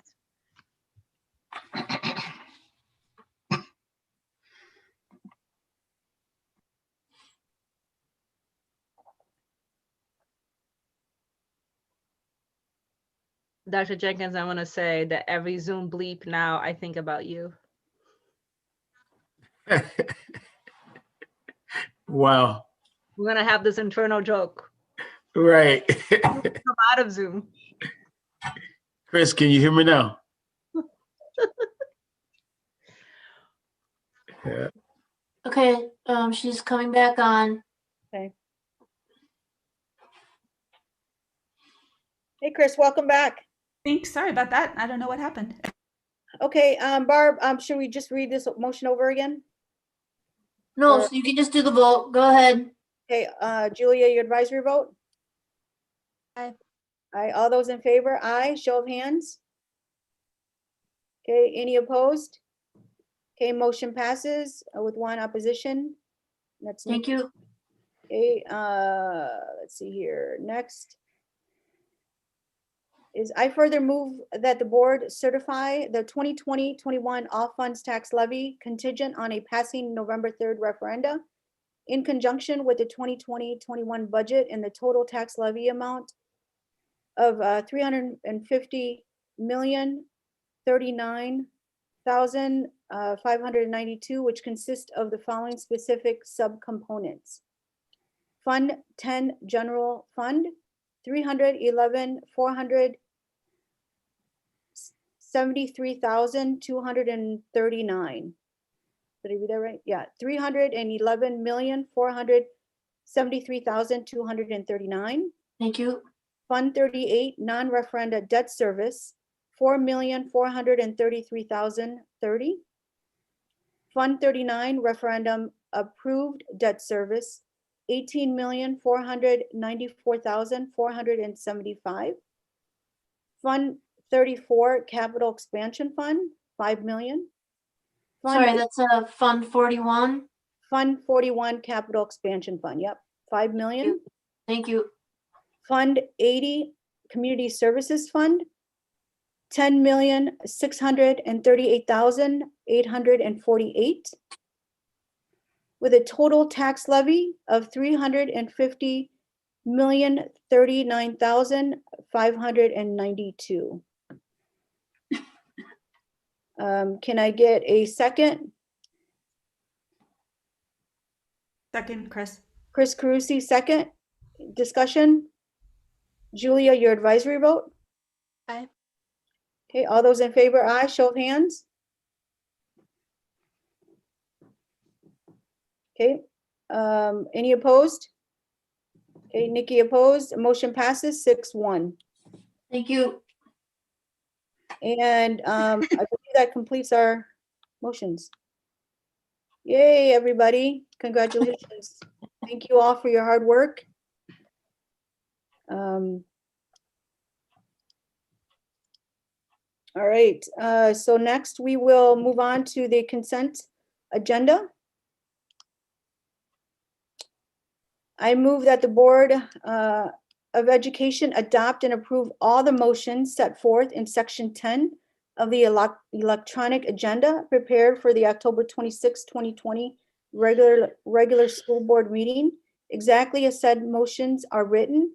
By voting affirmatively on this motion, a board member expresses his or her affirmative vote on each of the motions consolidated hereby, subject to any express separations that have been made by any member of the school board.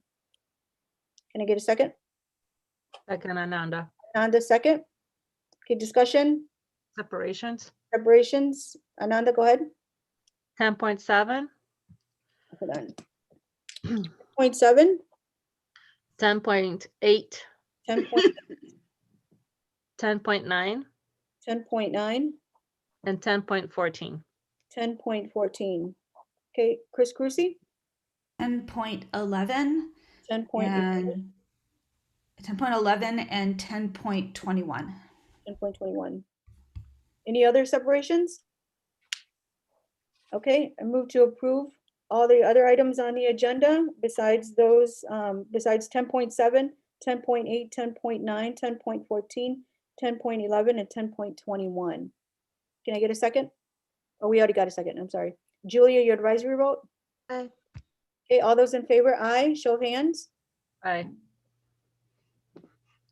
Any opposed? Okay, motion passes 7-0. Thank you. Okay, let's start with 10.7. Ananda? So 10.7 regarding to YWCA contract, I will say I have a bias in this contract as was one of the people that have first initiated this contract with Madison when I was working at the YWCA. I want to take this opportunity to share with Dr. Jenkins that the YWCA has had this long history of working with MMSD in partnership with MMSD in both establishing a comprehensive restorative justice program, including engaging students to become restorative justice circle keepers, like my colleague Savion Castro, who was a circle keeper at La Follette High School, and like my daughter, who was a circle keeper at Senate and then at La Follette as well. I fully support this program. This program also has been able to give us a much more flexibility in regards to how we operationalize restorative justice. It has been able to give us a grassroots lens to this work. So this is an organization that works outside of our institution, so it can have a fresh perspective, a fresh eye to the work. The YWCA has also been recognized nationally for the cornerstone work that they were doing in restorative justice. The staff is constantly have like a solid partnership with Oakland School District, who has also received lots of recognition about their work in restorative justice. The program is modeled from Oakland. The staff has long-standing relationships with them, and also continue to have ongoing professional learning from them. So I fully support this contract. I support this partnership. And I really encourage our staff to actually, instead of thinking of ways for us at MSD to do more, but to actually what some of the ways that we can expand as an evolution of this contract. I know the YWCA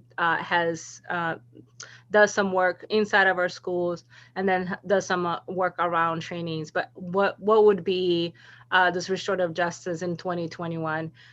Tonight we heard from a lot of parents that it spoke to our inability to provide a restorative justice process in a very specific and in a very intense situation at school. And when we call ourselves a restorative justice school, that means that we not just have a program, not just have transactional situations, but the transformative nature of restorative justice is to say, like, every situation that impacts our students, every situation that impacts our families, every situation that impacts anyone in our buildings, that we move into a restorative process with full accountability, with full transparency, and to elevate the humanity of all those involved. Those are my words. Thank you so much, President Reyes, for allowing me to speak to this contract. Great, thank you. All right. I move that the Board of Education approve the renewal of an agreement between Madison Metropolitan School District and the YWCA for the provision of restorative practices, programming, and the expense of $188,295 using the 2020-21 student and staff support general operating budget. Second. Second. Savian, second. Any discussion, any further discussion on it? Okay, Julia, your advisory vote? All those in favor, aye, show of hands. Any opposed? Okay, motion passes 7-0. Next item is 10.8. And Ananda? I'd like to recuse myself since I have a conflict with the circles of support, but I will say that I appreciate the opportunity to be here and listen to my colleagues. Thank you. Thank you.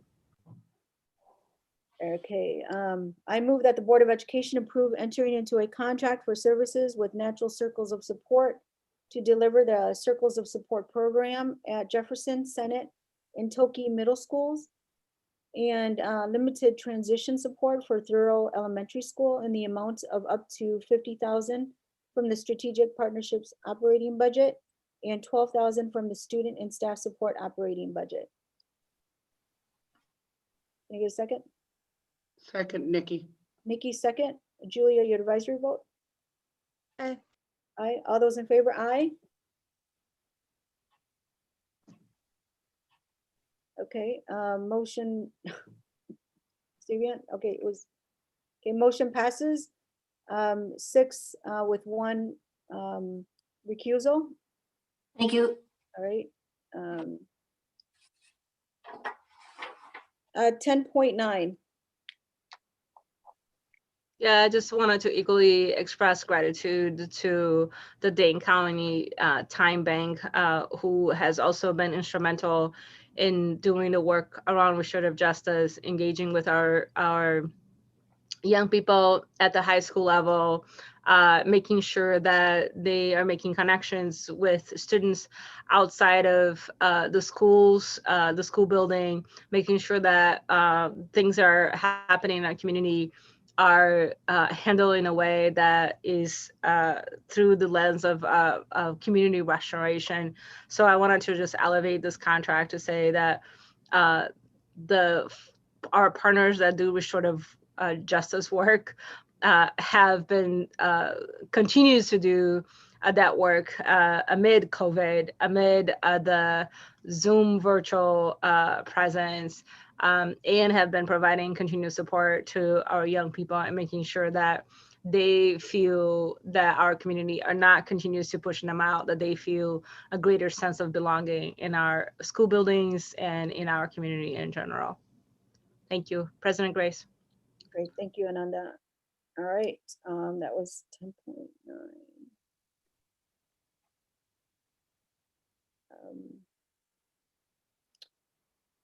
I move that the Board of Education approve entering into a contract between Madison Metropolitan School District and Dane County Time Bank for the provision of restorative justice in education in the 2020-21 school year in the total amount of $84,441, using funds from the 2020-21 student and staff support general operating budget. Second, Nikki. Nikki, second.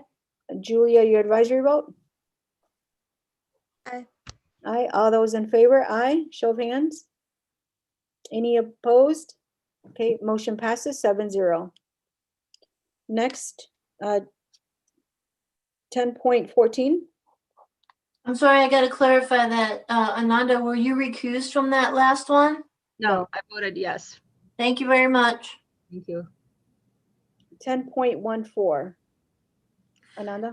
That's a contract with Dr. Gloria Latson-Billing, who is someone that I see as a mentor, former professor, and an inspiration to so many educators, not just locally here in Madison and in Wisconsin, but across the country, and have many friends in Brazil that also appreciate her work as well. My only comment around this is that this is definitely not the first time that Dr. Latson-Billings have been asked to partner with us. My hope, and I really appreciate Dr. McGregory and Dr. Jenkins saying as one of the first things that we talked about was that you wanted to make sure that Dr. Latson-Billings was connected to the work that we're doing in our district. But to say in regards to, please let us know what can we do as a board to make sure that implementation of whatever is coming next is successful, because a lot of the times, so I would say that this is not the first time that Madison has, engaged with partners that are extremely amazing and valuable. But we somehow get stuck on implementation of that work. So please let us know how we can further support you in implementation. This is an extremely important contract with a person that is magnificent. So what do we need to do to make sure that in the implementation phase that we are as successful as we can be? Thank you, President Rice. Yeah, I agree, Ananda. Thank you for separating this. I was just when Dr. Jenkins started and he started to meet with people, that was one of the first people that he really engaged with, and I just was so surprised that we hadn't been able to get her to work with us in the past, and he was able to do that. And so that's a positive thing. I think she's so well renowned across the country and just a resource here locally, and to have her working with us is phenomenal. So thank you, Dr. Jenkins, for just really getting her to come on board with us. I'm so optimistic of the work moving ahead. All right, so I move that the Board of Education approve a contract with Dr. Gloria Latson-Billings in an amount not to exceed $150,000 to build the capacity of 4K5 teachers and school leaders through professional development in anti-racist teaching, cultural competency, and the science of reading, with funding from the 2020-21 district-wide administrative contractual services budget for the period of October 27, 2020 through June 30th, 2021. Second. The second. Julia, your advisory vote? Aye. Okay, all those in favor? Aye. Aye. Show of hands. Any opposed? Okay, motion passes 7-0. Move on to 10.1, or what was that one? That was 1-4. Now we're on 11. 10.11. Thanks, Gloria. So I pulled that one. 10.11 provides additional funding to purchase licenses for the iReady platform for all middle school students. After taking some time to talk with middle school teachers, I do not support this investment for a couple of reasons. First of all, from what I heard was that the CPM curriculum that we are using for middle school math works on the virtual platform. It doesn't, it's not that we don't have a math curriculum that doesn't work well virtually, and it comes with assessments. So we do have a tool that is working. My second reason is that the iReady licenses come with additional assessments that students presumably will be taking. And I'm hearing loud and clear from middle school instructors and other instructors that the formative assessments that we are doing are taking a lot of time. instructional minutes are already limited because we're virtual. And many of those minutes, in some instances, 20% or more of those minutes are being used to both try to teach kids how to take these assessments online and work through the problems and the troubleshooting of taking these assessments online, as well as doing the assessments. I've also heard from staff there's a lot of concern that these online assessments are just going to reinforce gaps, because kids who have parents at home who can hold their hands and help them through the technical challenges of taking these tests have advantages of kids who don't over kids who don't. For those reasons, there may be a time and a place for bringing in iReady, but I do not think right now is the time, and I think we could invest the money in different ways to do more for our kids during a pandemic. Okay, anybody else? All right.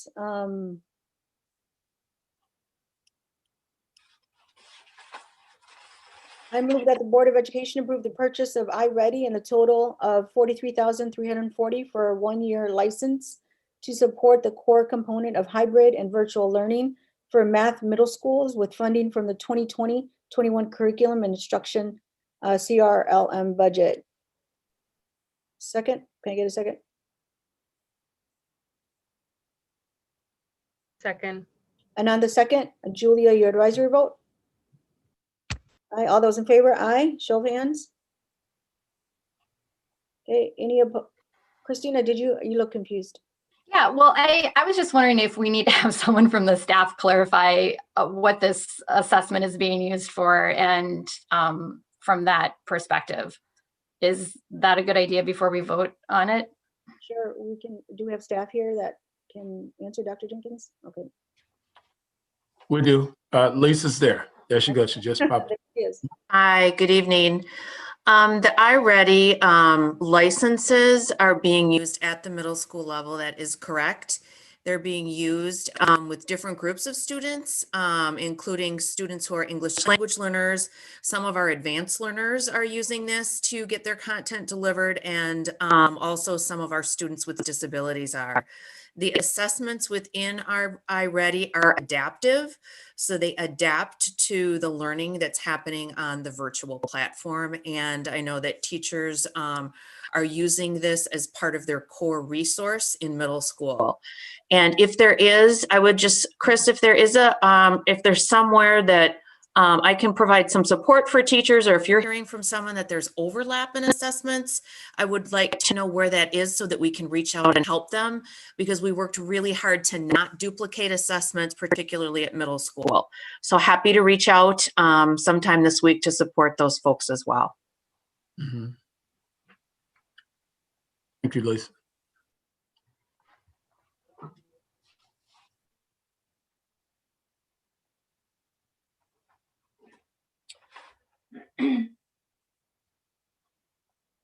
Gloria, are you frozen? Sorry, no, I'm not. Oops. I was on mute. Okay, so Ananda seconded. Julia, your advisory vote was yes. All those in favor, aye. Okay, any opposed? Okay, motion passes. Ali, where are you at? Okay, all those in favor, aye. Show of hands. Okay, any opposed? Okay, motion passes 5-2. Thank you. All right, that was 10. 11. That was 10-11. 10-21. So this is donations. American Family Insurance is one of the donors. My employer has a major research partnership with American Family Insurance, so I am recusing myself from this vote. Okay, great, thank you. Any other discussion on that? Okay, I move that the Board of Education accept all grants and donations under 10,000 received by the MMSD since September 21st, 2020, in the total amount of $176,796.49. Second, Nikki. Nikki, second. Julia, your advisory vote? Aye. All those in favor? Aye. Show of hands. Okay. Any opposed? Okay. Motion passes 6-1 with one recusal. Thank you. All right, we are done with the consent agenda items. Thank you all. Next item is 13-1. Other reports to the board, City of Madison Education Committee. Yeah. Thank you, Doctor. Thank you, Doctor. You can call me Doctor. Soon to be Dr. Reyes. Thank you, President Reyes. We are to have been on hold for the Education Committee due to be perceived as a non-essential committee, and the fact that particularly the alders have been allocated to be in multiple different committees due to COVID. We have a tentatively date for November 11th. There's concern that because it's so close to election or the aftermath of election, that would continue to be put on hold until 2021. We'll keep you all, and you, Chris Gomez-Schmidt, appraised to where we're going next. Thank you. Great, thank you. Student Senate. So we're doing well. We have recruitment this year from, again, all 4 main high schools as well as Shabazz. We've split into 3 subcommittees, so we'll be working on Black excellence, sustainability, as well as mental health in schools. And a couple of those committees are having meetings this week with people in the district to figure out more of an action plan for what we can do going forward. So thank you again, Ali and Savion, for coming to our meetings. We're having another one tomorrow, and I think we're going to be pretty productive this year. Great, thank you, Julia. MSCR. MSCR is meeting in December. I believe it's the 14th or the second Wednesday in December. Great, thank you, Nikki. Savion, Safety and Security Ad Hoc Committee. We have met 2. Oh, you're frozen.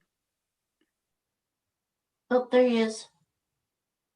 We have met 2 times this month. The earlier meeting, we reviewed our restorative justice programming with our partners, YWCA, Time Bank, and also this district staff. So we got an overview of where things are at.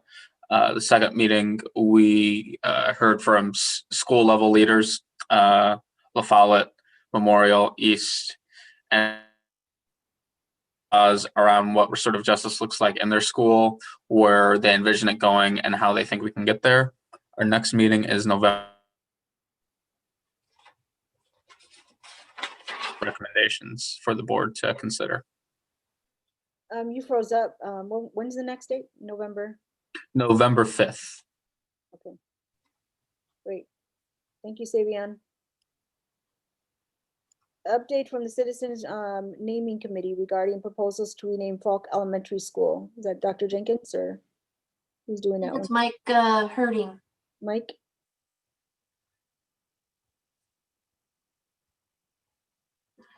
Hello, everybody, again. Back already? Yeah, really. That was So we have are moving forward with an upcoming meeting on November 4th with the Citizens Renaming Committee. A total of 3 proposals have been received. They will be posted on the website tomorrow. So the work is moving along, and we will keep the board updated as we go through the meetings. Great, thank you, Mike. Thank you. All right, other business. We have a partnership update, Forward Madison. I move that the Board of Education approve the updated memorandum of agreement with Forward Madison for the 2020-21 school year. Second, Nikki. Nikki, second. Any discussion on that? Okay, Julia, your advisory vote? Aye. Aye. All those in favor? Aye. Show of hands. Any opposed? Okay, motion passes 7-0. Thank you. Next item is the 4-year-old kindergarten 4K agreement, intergovernmental cooperation agreement with Verona, Middleton, Cross Plains school districts. I move that the Board of Education approve an amendment to the 66.03 intergovernmental cooperation agreement between the Madison Metropolitan School District and the Middleton Cross Plains Area School District related to contracting with licensed child care center providers for 4-year-old kindergarten programs as set forth in the document prepared for the regular Board of Education meeting dated October 26, 2020. Second, Nikki. Nikki, second. Any discussion on that? Okay, Julia, your advisory vote? Aye. Okay, all those in favor, aye? Show of hands. Any opposed? Okay, motion passes 7-0. Thank you. We already did the DPI waiver. We don't have any old, new business, it looks like. So we are ready to adjourn. So moved. Thank you all for your work tonight. Appreciate it. We passed our budget, very difficult budget. Thank you for your patience. And Nikki has a motion to adjourn. Can I get a second? Second, Ali Muldrow. The second, any discussion? Okay, all those in favor, aye? Aye. Okay, Aye. motion passes. We are adjourned. Thank you Good all. night, everybody. Night. Thank you. Good night. Thanks, everybody. God bless. Hey Siri, call Ed.